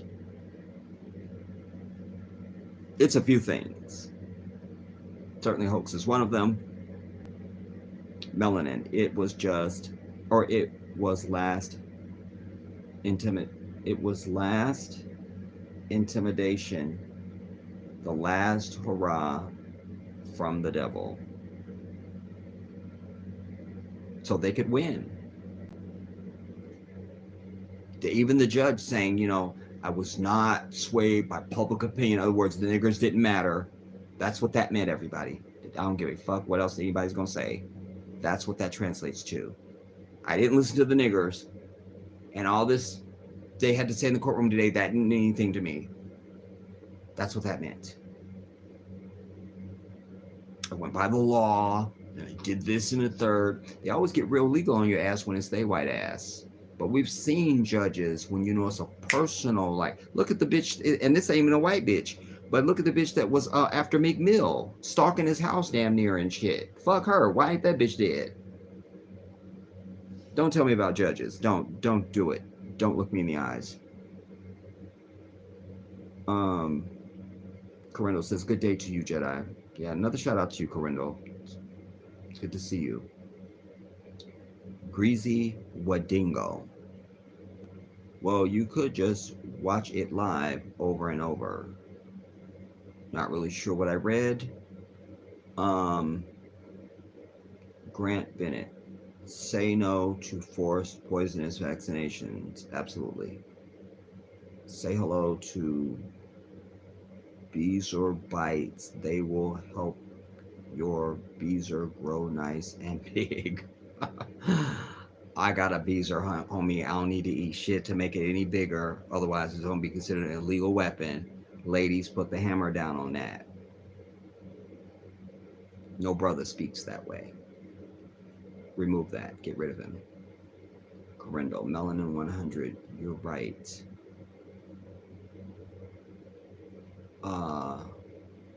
Let's get rid of this SIL person.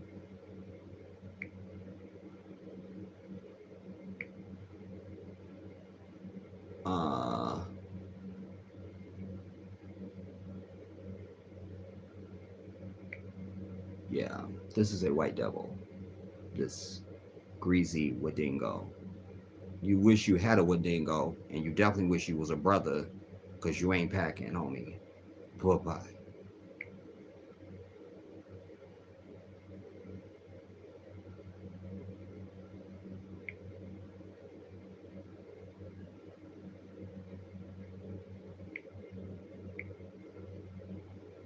Bye-bye. So sad when that happens, dear. Angela Edwards. They done increase the reward money to 200,000 on the Melanin brother who shot the white devil in the head here in Florida. A white devil was shot in the head in Florida? Give me my life. When? When did this happen, Angela?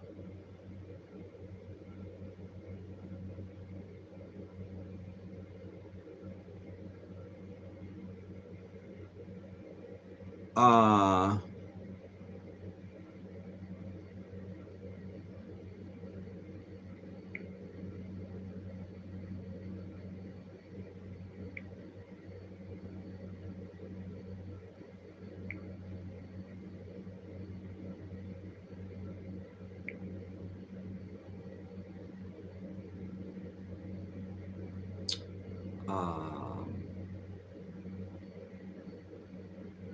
again, just proof of what I tell you all the time. One white devil is a virus. Even one. Wherever they go, there is a stench. They pollute. They ruin. Every single one. Even one.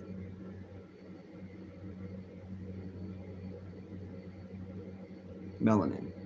Because they know, we know, white tears can't work no more. But they still work on their white ass, though. You see? So that's why I was so shocked his mother didn't go into the fucking crying. She wasn't been doing it for us. She would have been doing it for the judge. But like I said, she must not really care about him. Only Mama spoke for him. No one spoke for him. My angel. That Mama didn't believe half of the crap she was saying. Half the crap she was spewing. I may have missed some of your comments because of the white devil. Melanin, he looked crazy as he spoke. He's looked crazy since we seen him. You know, he's the devil. 98th Day of Rage.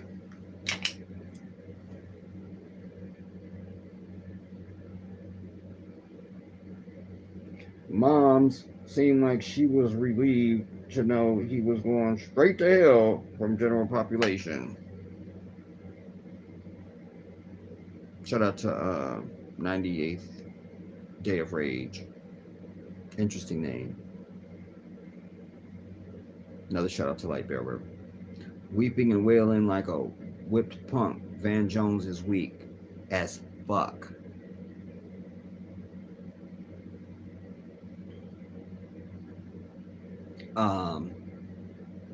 Correndo, que linda, puntive, or punitive. You speak Spanish? Correndo.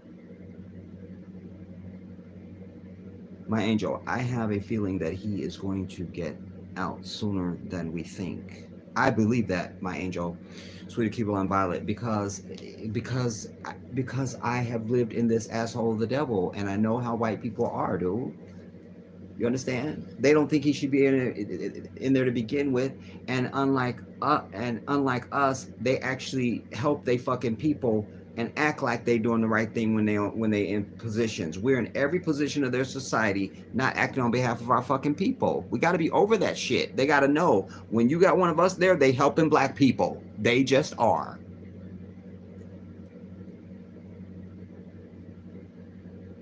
Damn, he got a black judge. He's gonna get off. That's right.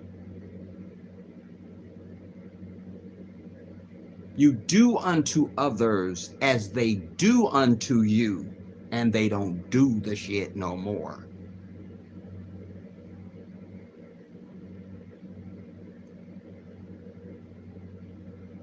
Corindle, he must have a piece of work.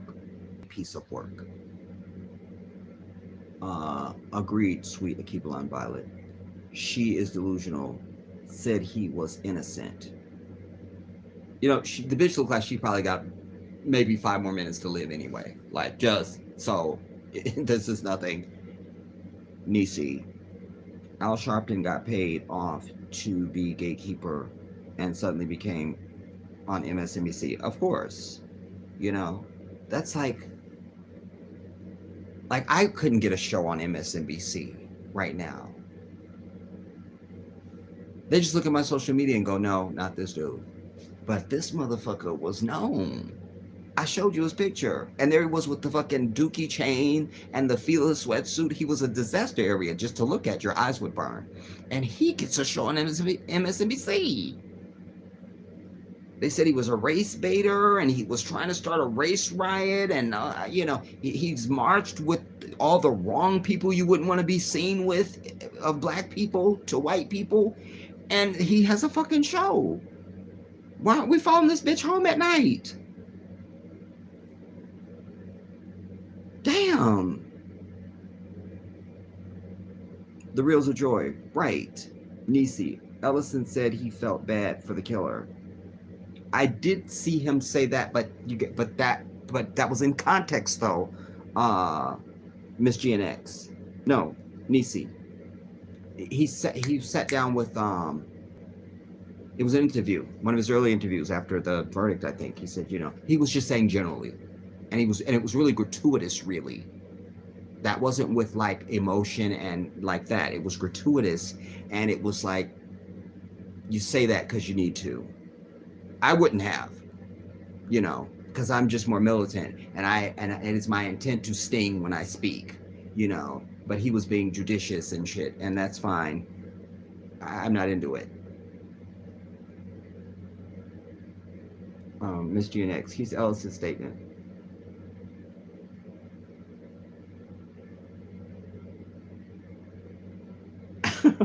What is that emoji? Is that a middle finger? Is there a middle finger emoji? Donna Gray from the UK. The Minnesota Attorney General spoke of his compassion for Chauvin after he was convicted of murder, and said he hopes the judge won't go light or heavy because Friday's sentence isn't about revenge. That is an exact quote, Donna Gray, and thank you for the receipt. I read it. I know as I read it, I know that's what I heard. When I heard it, that was his statement, everybody. That's what he said. That's what he said. That's what he said. And let us remember to put our any potential rage in context, everybody. He's the only attorney general that's brought fucking prosecution against any of these bitches. That's it. You understand? So he meant it. So we remember, he brought the prosecution. So it wasn't like he was like, "Ooh, please don't go hard on him, massa." You know, he brought the prosecution. So just let's be in context. Thank you, Donna. That was well done. You better go. And last receipt, Donna says, article from the Daily Mail. They should have a this emoji. Something that does that.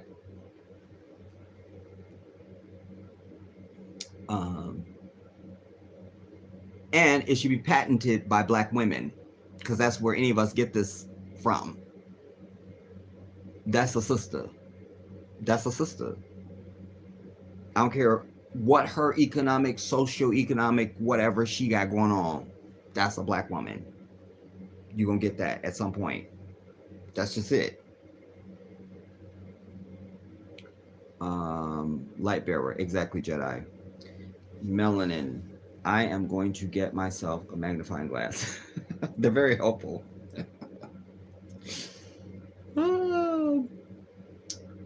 Miss Gen X. No, this was on 60 Minutes. That might be the one I saw. This past Sunday, he was damn near crying for Chauvin. Oh, okay. That symbol was pointing upward. Okay. Well, I have to go and watch the 60 Minutes piece then to see. I hope my brother has not. I'll see. Grant Bennett, who runs the mainstream media, white ass people. You understand? And Grant, those are not Jews that run the media. They're Zionists. I'll just give you a quick education in case you never heard me.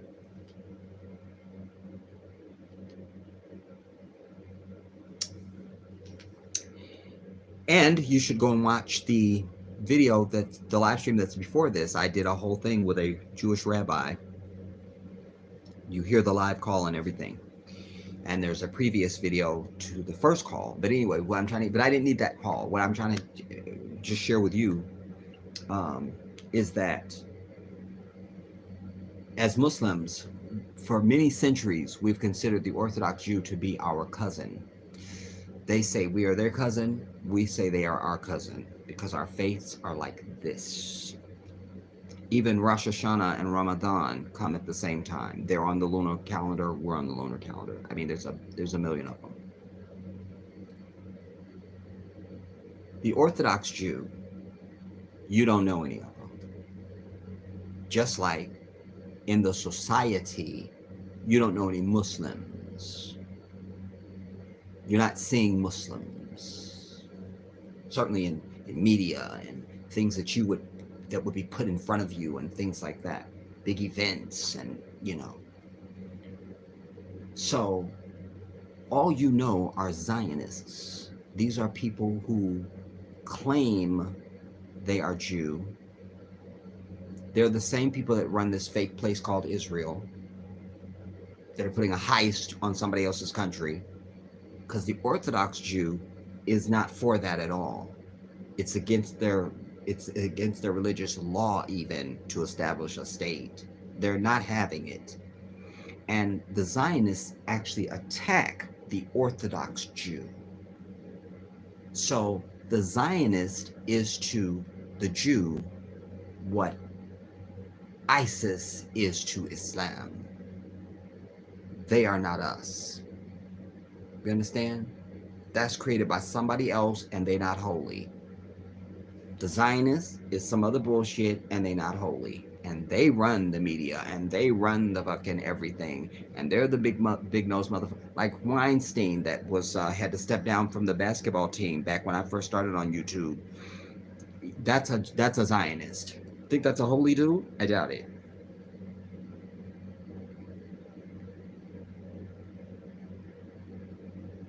What are you saying about Talmud? What are you saying about it?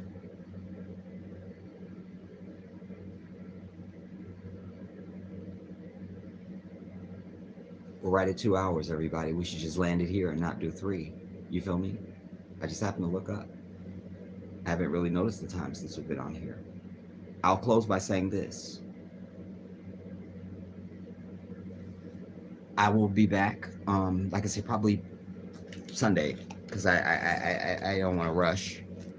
So probably Sunday at the very latest, and maybe at an early hour like this. I would like to be back to discuss this collapse of this damn building in Florida, because I just know that's some bullshit on its face. I just have to be able to communicate to you why it is some bullshit. But on this issue, of this verdict or this sentencing today. This is some bullshit. It's not a victory. It's they only did it because they couldn't find a way not to, you know. Thanks to Darnella Frazier, it was out there. We probably would have never even gotten the body cam video, but for the fact that Darnella filmed what is the most classic video ever filmed. They're even, that's what the white people are saying in their society. That filming of that is, I forget the accolade that's been put on it. She's been given even a couple of awards and stuff, but and I cited for you guys. You never follow up with shit I tell you, but I bring it. And this I brought you guys sometime not too long back. I told you there was the raw video, Darnella on her YouTube channel of the night she had recorded it. She didn't know what she had. She's now on social media saying, they killed this man over there today. I'm gonna show it to y'all tomorrow. I'm gonna post it tomorrow. This is like before any of this has even happened. She's telling her audience, like, I'm gonna post this tomorrow and y'all get a chance to see it. And she's filming through her window at night. She's like, you could still see they got ambulance and stuff and police lights and stuff are still over there. It's a very organic thing. It really gave me something else, you know, to just experience that with her, knowing that she hasn't even released the tape to anybody yet. She don't even know what all she got. It was really something, but because of her, first the will of Allah, but because of Allah allowing her to be there and do that at that moment, that is why there was even any consideration of any justice, you know. And then let us remember that they still have to, the other two devils. And if you haven't done your jurisprudence, you should. You want to go and listen to the egg roll. His stuff is on video. It's from the top. It's just from a camera in the corner of a room, but it's the egg roll and his lawyer, and he's there telling his side. This is after everything has happened. You want to watch that. You also want to listen to the audio of the one that was Thomas or Lang or whatever the fuck name was that was out there. There was one that did say, should we turn him on his side? You want to go and listen to these fuckers now. You understand? To prep your own psyche, you know, but because we still have to go through them, you know, their trials. And these will be the absolutely not guilties. They're going to make sure that they can somehow, because again, no victory for the niggers.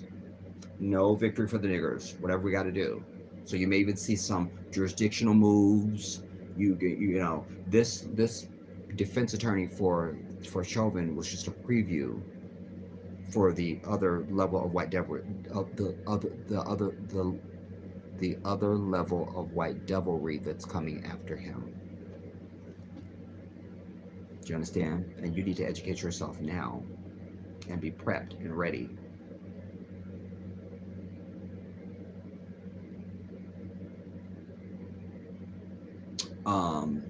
Jughead. They filmed my brother George Floyd being murdered. Why did they not rush in and intervene? I'm sick of, tired of people just standing and watching. I've yelled that till I'm dead. You know. Walaikum salam, Whitney.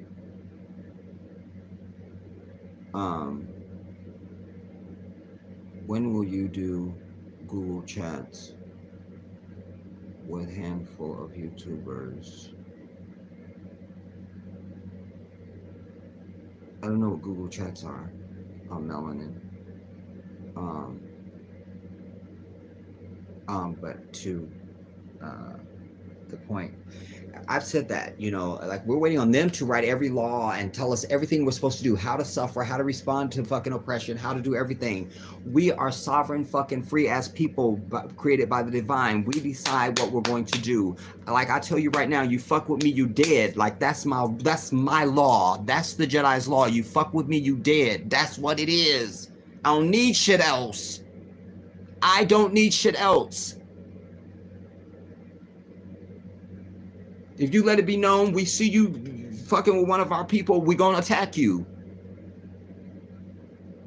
They'll go away and whine, we can't do our job. They're filming us and they've said they'll attack us. No, bitch, we're going to. Don't start none, won't be none. Only way you'll get your ass hurt is because you want to start some shit. So bring your ass. We ready.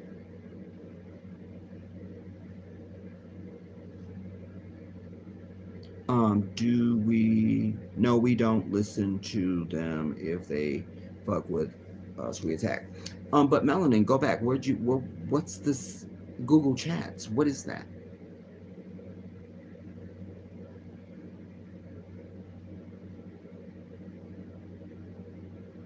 Probably some other technology I don't know about. What is it? Because I used to do group chats on or group Skypes, you know. I'd have a bunch of people up on my 50-inch and we would just go, man. You know, we could talk behind the scenes, no infiltration from any white devil. We didn't have to worry about that. And we chilled, you know. So it's group chats. I can look into it and see, you know, what it is. Is this something new? And how does it differ from Skype? Maybe that's a question.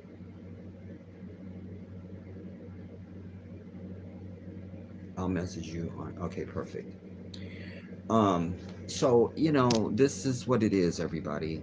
You know, I just, at the end of the day, a phrase I hate.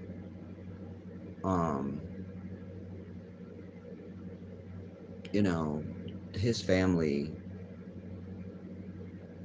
it's like his nephew said, you know, we're part of a fraternity. Our family is not part of a fraternity that we're not really proud to be a part of. But I take that also as, you know, you're part of a fraternity. And the first thing I ask myself is, well, what do I have in common with them?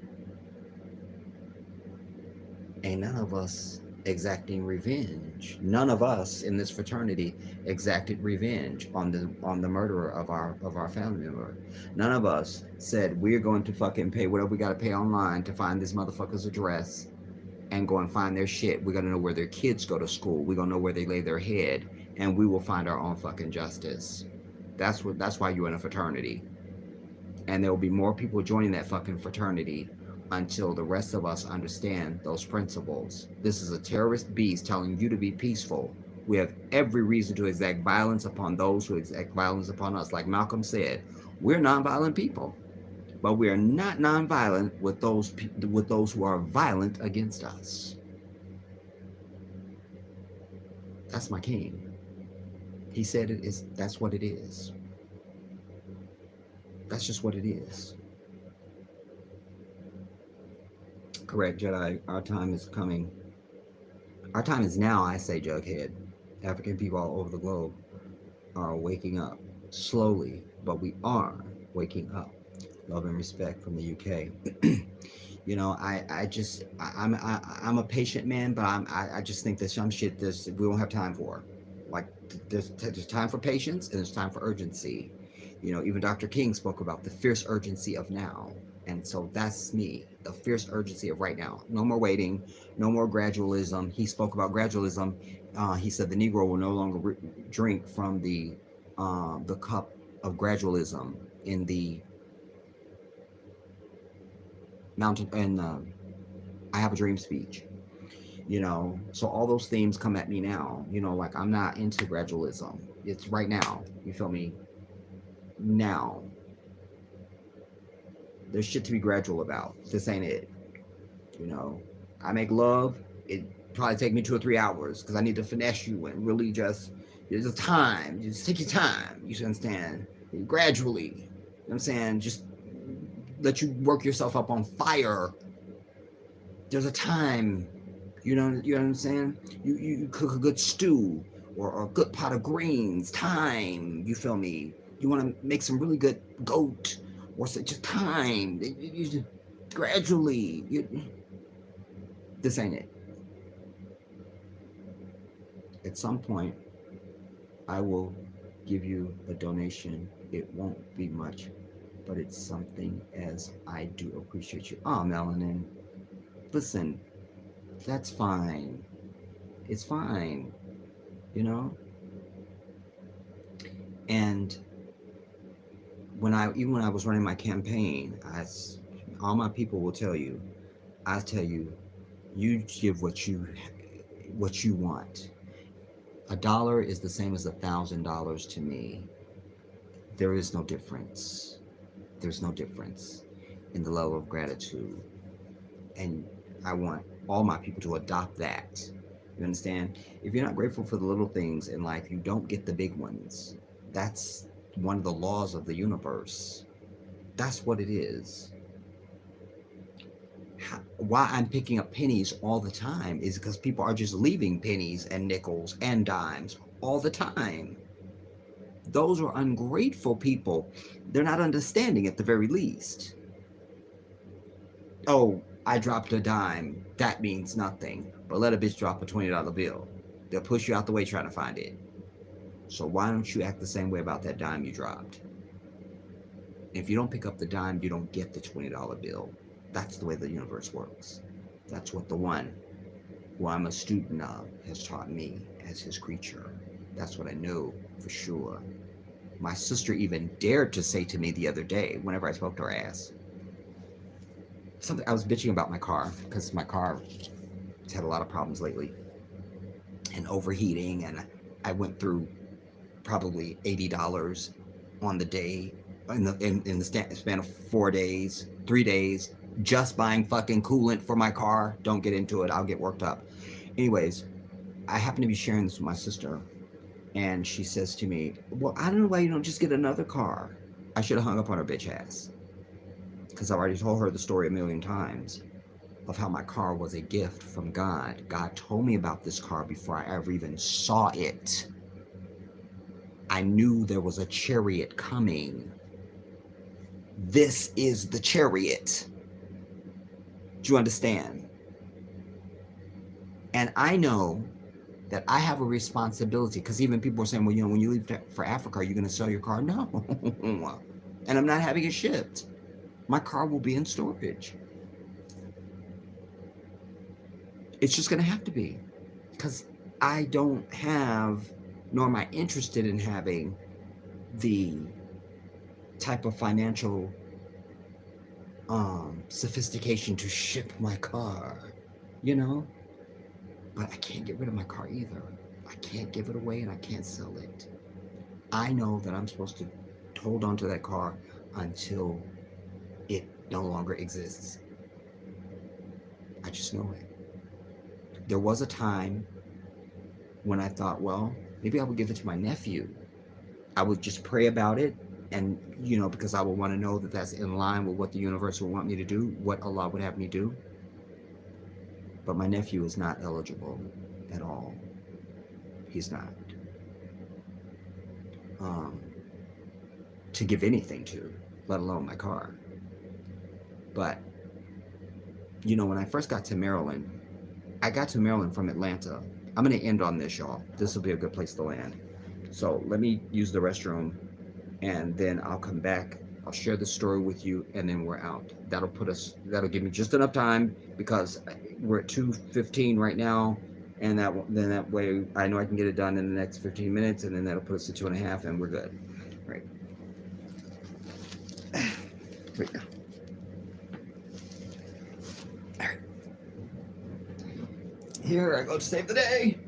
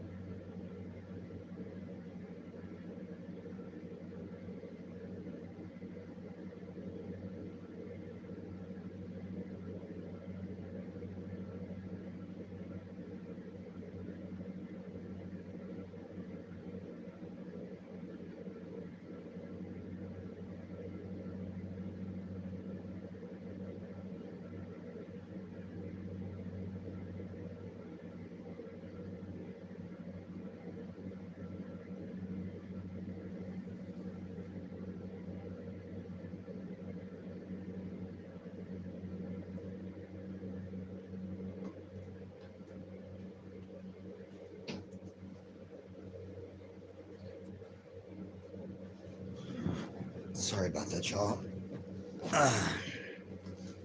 We're not gonna take much longer now, anyways, you guys. And you know I've been fighting with this damn thing since we started, and I just was like, let me do something else, and it still failed. Anyways, quickly. Oh, we're doing my phone. Oh.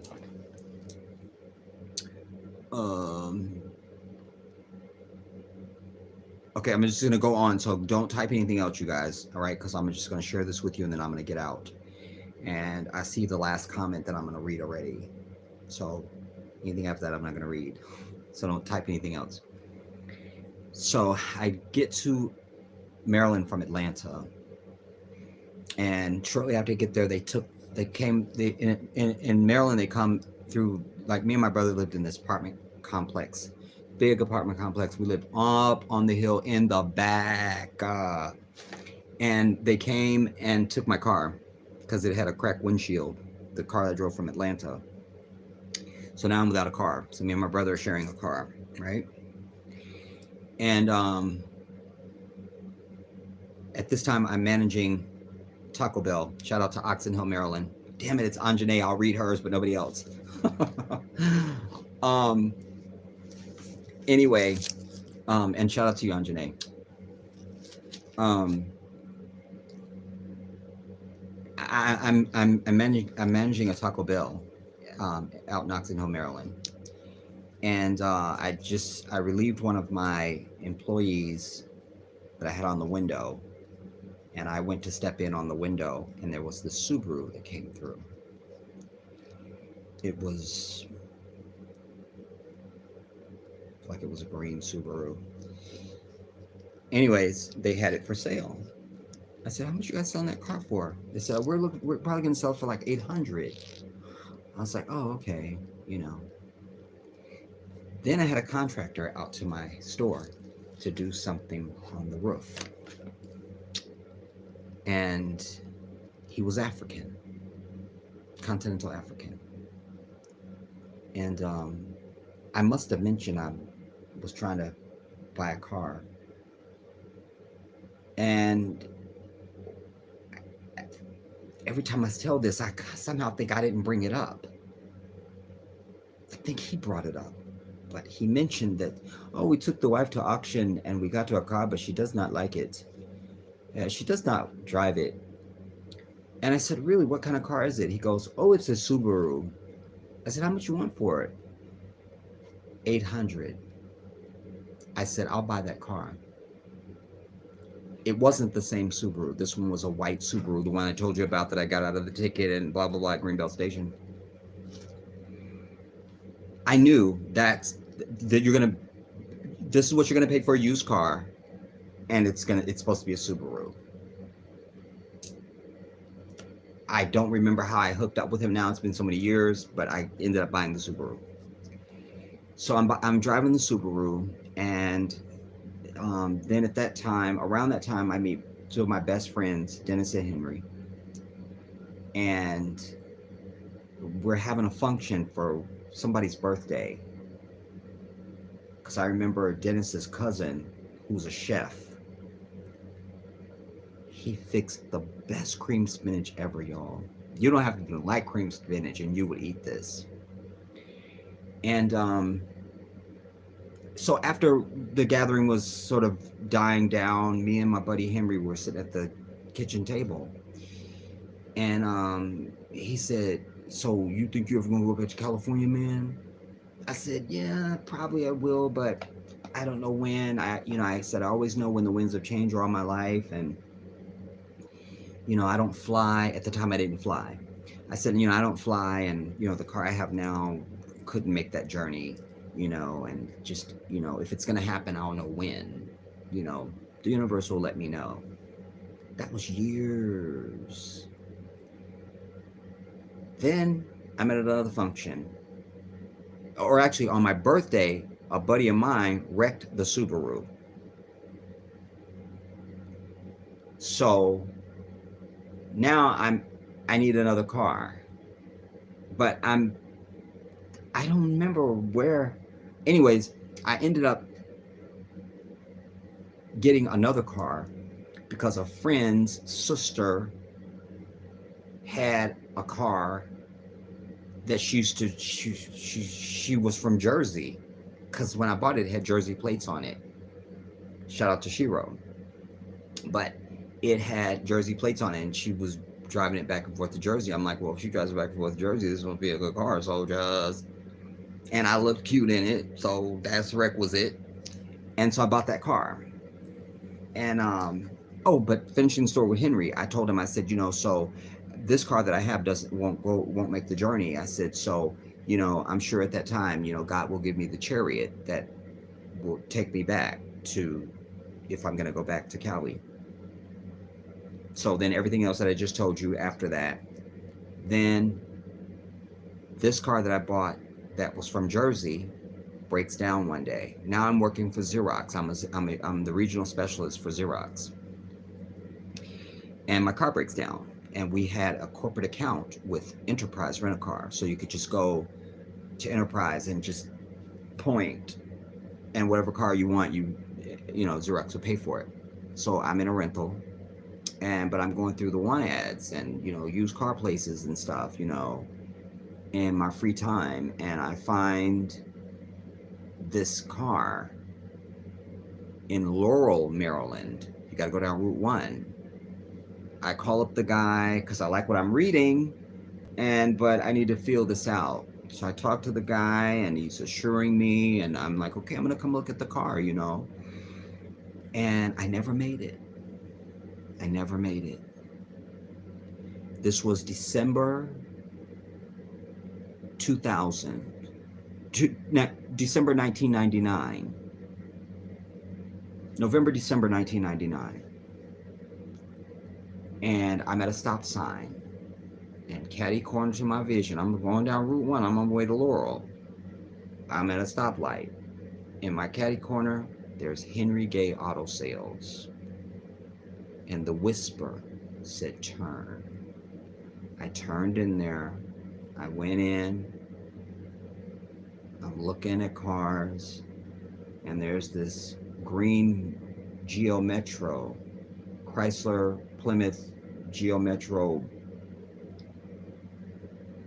And I drove it. It was the only car that I thought I was interested in. I looked at the Honda. I just looked at it. I didn't look at it, I just looked at it. And I drove the Metro, whatever. I came back, he goes, did you drive the Honda? I go, no, I didn't drive it. He goes, well, why don't you drive the Honda? I go, I guess. Because I'm still like, I'm supposed to be going to Laurel.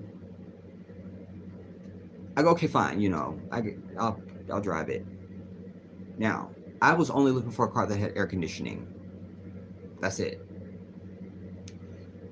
I get in my car. It's got 6-speaker CD, driver passenger airbag, keyless entry, sunroof. It's a VTEC engine. It's got the sunroof. Hit a button, pops up, goes down, goes back, whatever you want. It's got the spoiler on the back. It's the car. Cruise control. It's 5-speed, all that. And the more I drove it, I thought, well, one of my best friends, at that time we had been friends for 18 years, and the whole time I knew him, he had that Honda. My third to the oldest sister used to rave about Hondas, even had one for about 5 minutes over her lying husband. That's another story. But she raved about him, and it just dawned on me, you don't really know nothing about no Metro, but you've known people that had Hondas. I thought, well, they're not giving me the Honda, because I don't make big purchases. I'm not really interested in a credit score. I don't really need to. And so I just thought, well, they're definitely not gonna give me this. So I will just act like I want the Honda, and then they'll give me the Metro. That's my evil plan. I get back to the car lot, and the guy was still doing whatever they were doing. And so I call my best friend. I said, Joseph, I need you to get out here because, I'm looking at buying a car and I just, I want you to be here with me. Here comes my best friend in the E-Class. So the guy says, you guys can go have lunch or something. And so I go, yeah, then you can see what you think. And I drove the Honda, which was against my evil plan because they're going to tell me no. And they're going to give me the Metro. That's my evil plan. That's what's going to happen. Or people will die. So I take it to my mechanic. He couldn't say my name. He never could say my first name. So I said, Shannara, I want you to look. I'm thinking about buying this car, and I want you to check it out. So we wait. And then finally Shannara comes in there and he gets in my face. He says, you don't buy this car? Whatever car you buy, you don't bring to me.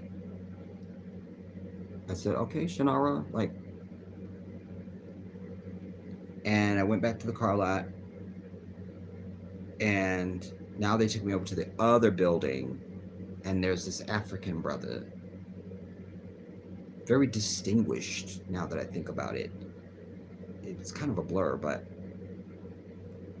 he just began explaining my whole credit score to me and why I could have any car I wanted, quite frankly, and I'm like, and I'm sitting there acting like I know this already, like don't show anything, and I'm like, okay,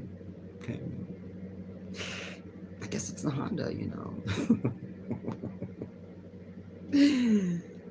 So now after they give me the key and everything and we come out, and my best friend Joseph, who now lives in Florida that I'm telling you guys about, he lived in Temple Hills, Maryland at the time.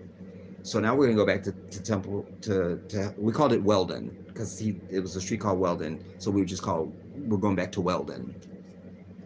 So I go, I guess we're going to Weldon, and so my driver's window is down and I'm crying, and Joseph is standing outside of my driver window. This is 1999, either November or December. I feel like it was December. It could have been November. And he said, what's wrong, man? I was sobbing the hiccup cry, y'all. I'm not going to cry now because I just remember the power of it. I said, this is the chariot, Joseph. This is the chariot. I don't know when, but this is the one.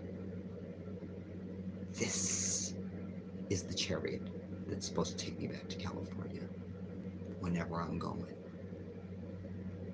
It wasn't until April of 2003. And between that time, she's been all over the Eastern Seaboard. I used to go to Philly. I went to Jersey. I used to go to Delaware. I was always in Buffalo visiting my trifling ass little sister. I'm over it. Wasted trip. Anyways, but that was the chariot. It was more than I asked for. I only was looking for air conditioning. That's it. So you don't let go of that until the divine says, because he had already told me there's going to be a chariot. I don't know when there's going to be a chariot. And then when I got the chariot, I don't know when I'm making this trip.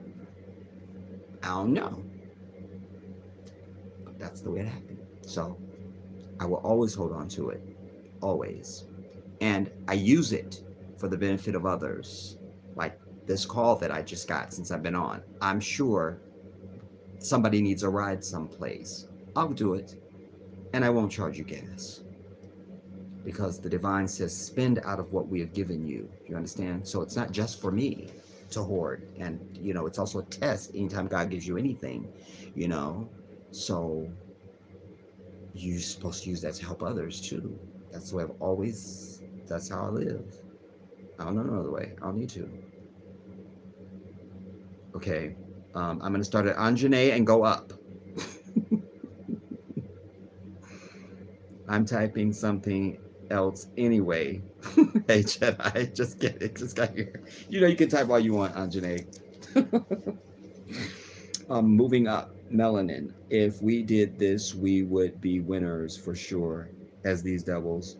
do not, as these devils don't do shit.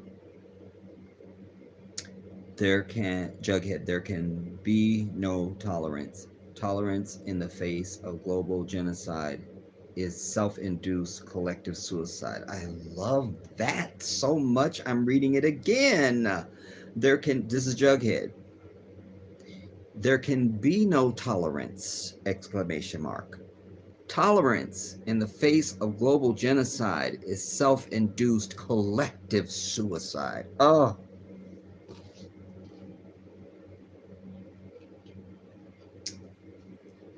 If you don't love that, I don't understand you at all. And I've got to go pray.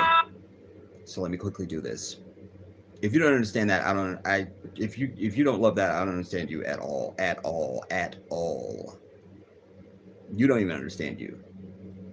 Melanie, I need separation away from these evil things because they are draining and exhausting. Their existence makes me tired. I can't.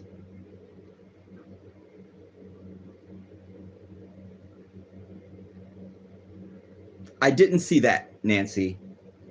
Or Nisi. I didn't see that. I heard it, but I don't remember seeing his face, what his face looked like when, because I think I was thinking the way he read the ruling, I just thought, is he about to tell this motherfucker he can get out? So I was stuck there. That's why I didn't hear that.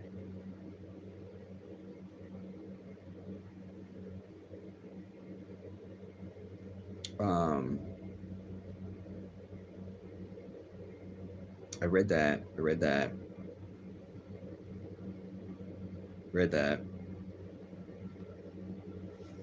Jughead, I agree 200% with you.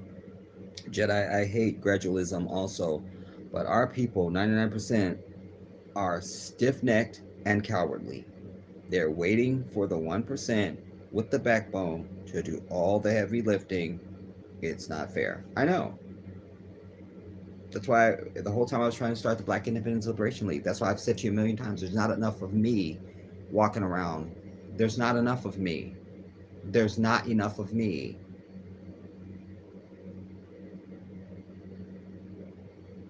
We're outnumbered.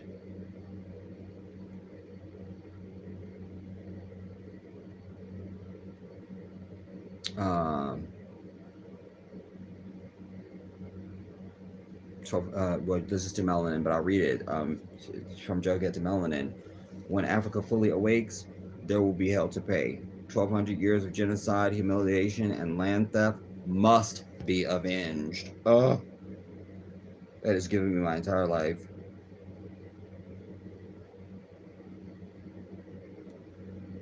I need to see no tolerance with these devils, Melanin says. And then I read, I need separation away from these evil things. Yes. So, shout out to Life with Us TV.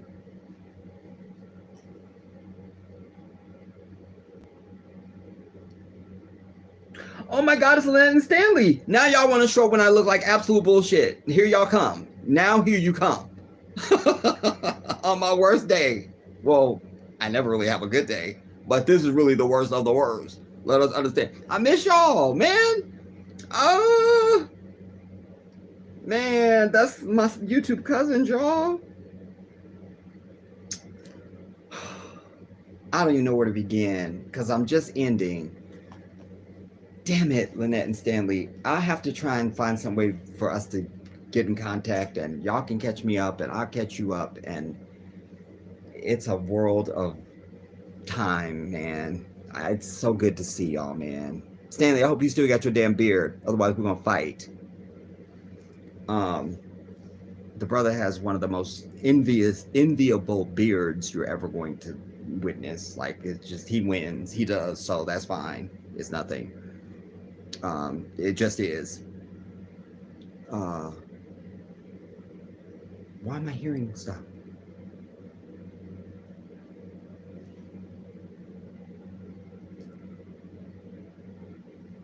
I'm hearing things, y'all. That's not good. Anyways. That surprised. Oh, I must have, when I turned it up so we could hear Bakari Sellers' bitch ass.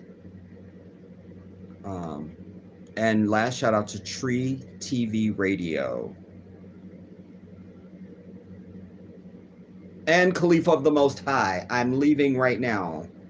Yeah, see, now we're getting into 3 hours, y'all. I had it under control at 2. Then we were at 2:15. I was going to tell my little story and be out by 2:30. We done. We good.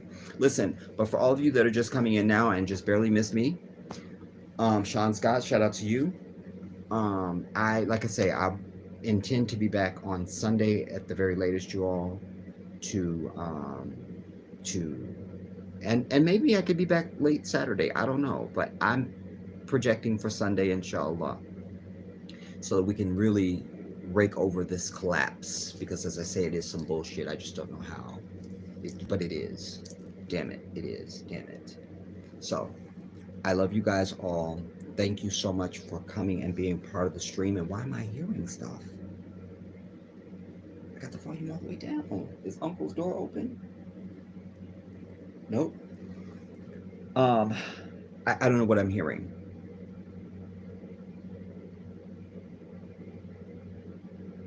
I hear like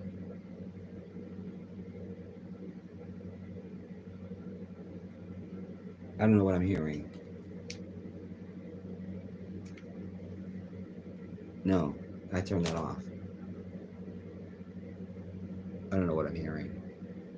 Anyways, that's it, everybody. I love you guys all. And as I say, we'll reconvene. Thank you to all my moderators, too. Let me say that. Thank you to all my moderators. I appreciate you guys. That came to me the other night. You never thank the moderators, Jedi. Thank you to all my moderators. Thank you to everyone who was able to come be a part of the stream. I appreciate your participation. This is a two-way, always. It's why I do these. Otherwise, I could just put out recorded videos and be over it. I do these so that we can be together and have real-time conversation. Go forth into the land and tell them that this is some bullshit. We pray for the family. You know, at least with their however many millions that Ben Crump got for them before the trial, you know, that will be, allow them to, you know, when anyone passes, at some point you do have to move on. You know, there's never going to be a greater loss for me other than my own life than the loss of my grandmother. You know, I could cry about her now, and I often do. There's not a week that goes by I don't cry over her. So at some point you have to just put that in context in your heart and still be able to live life, you know. You just have to, and that's my prayer for them, you know, that they will be able to do that. And hopefully between the combination of the money and, you know, this sentencing now, you know, hopefully they will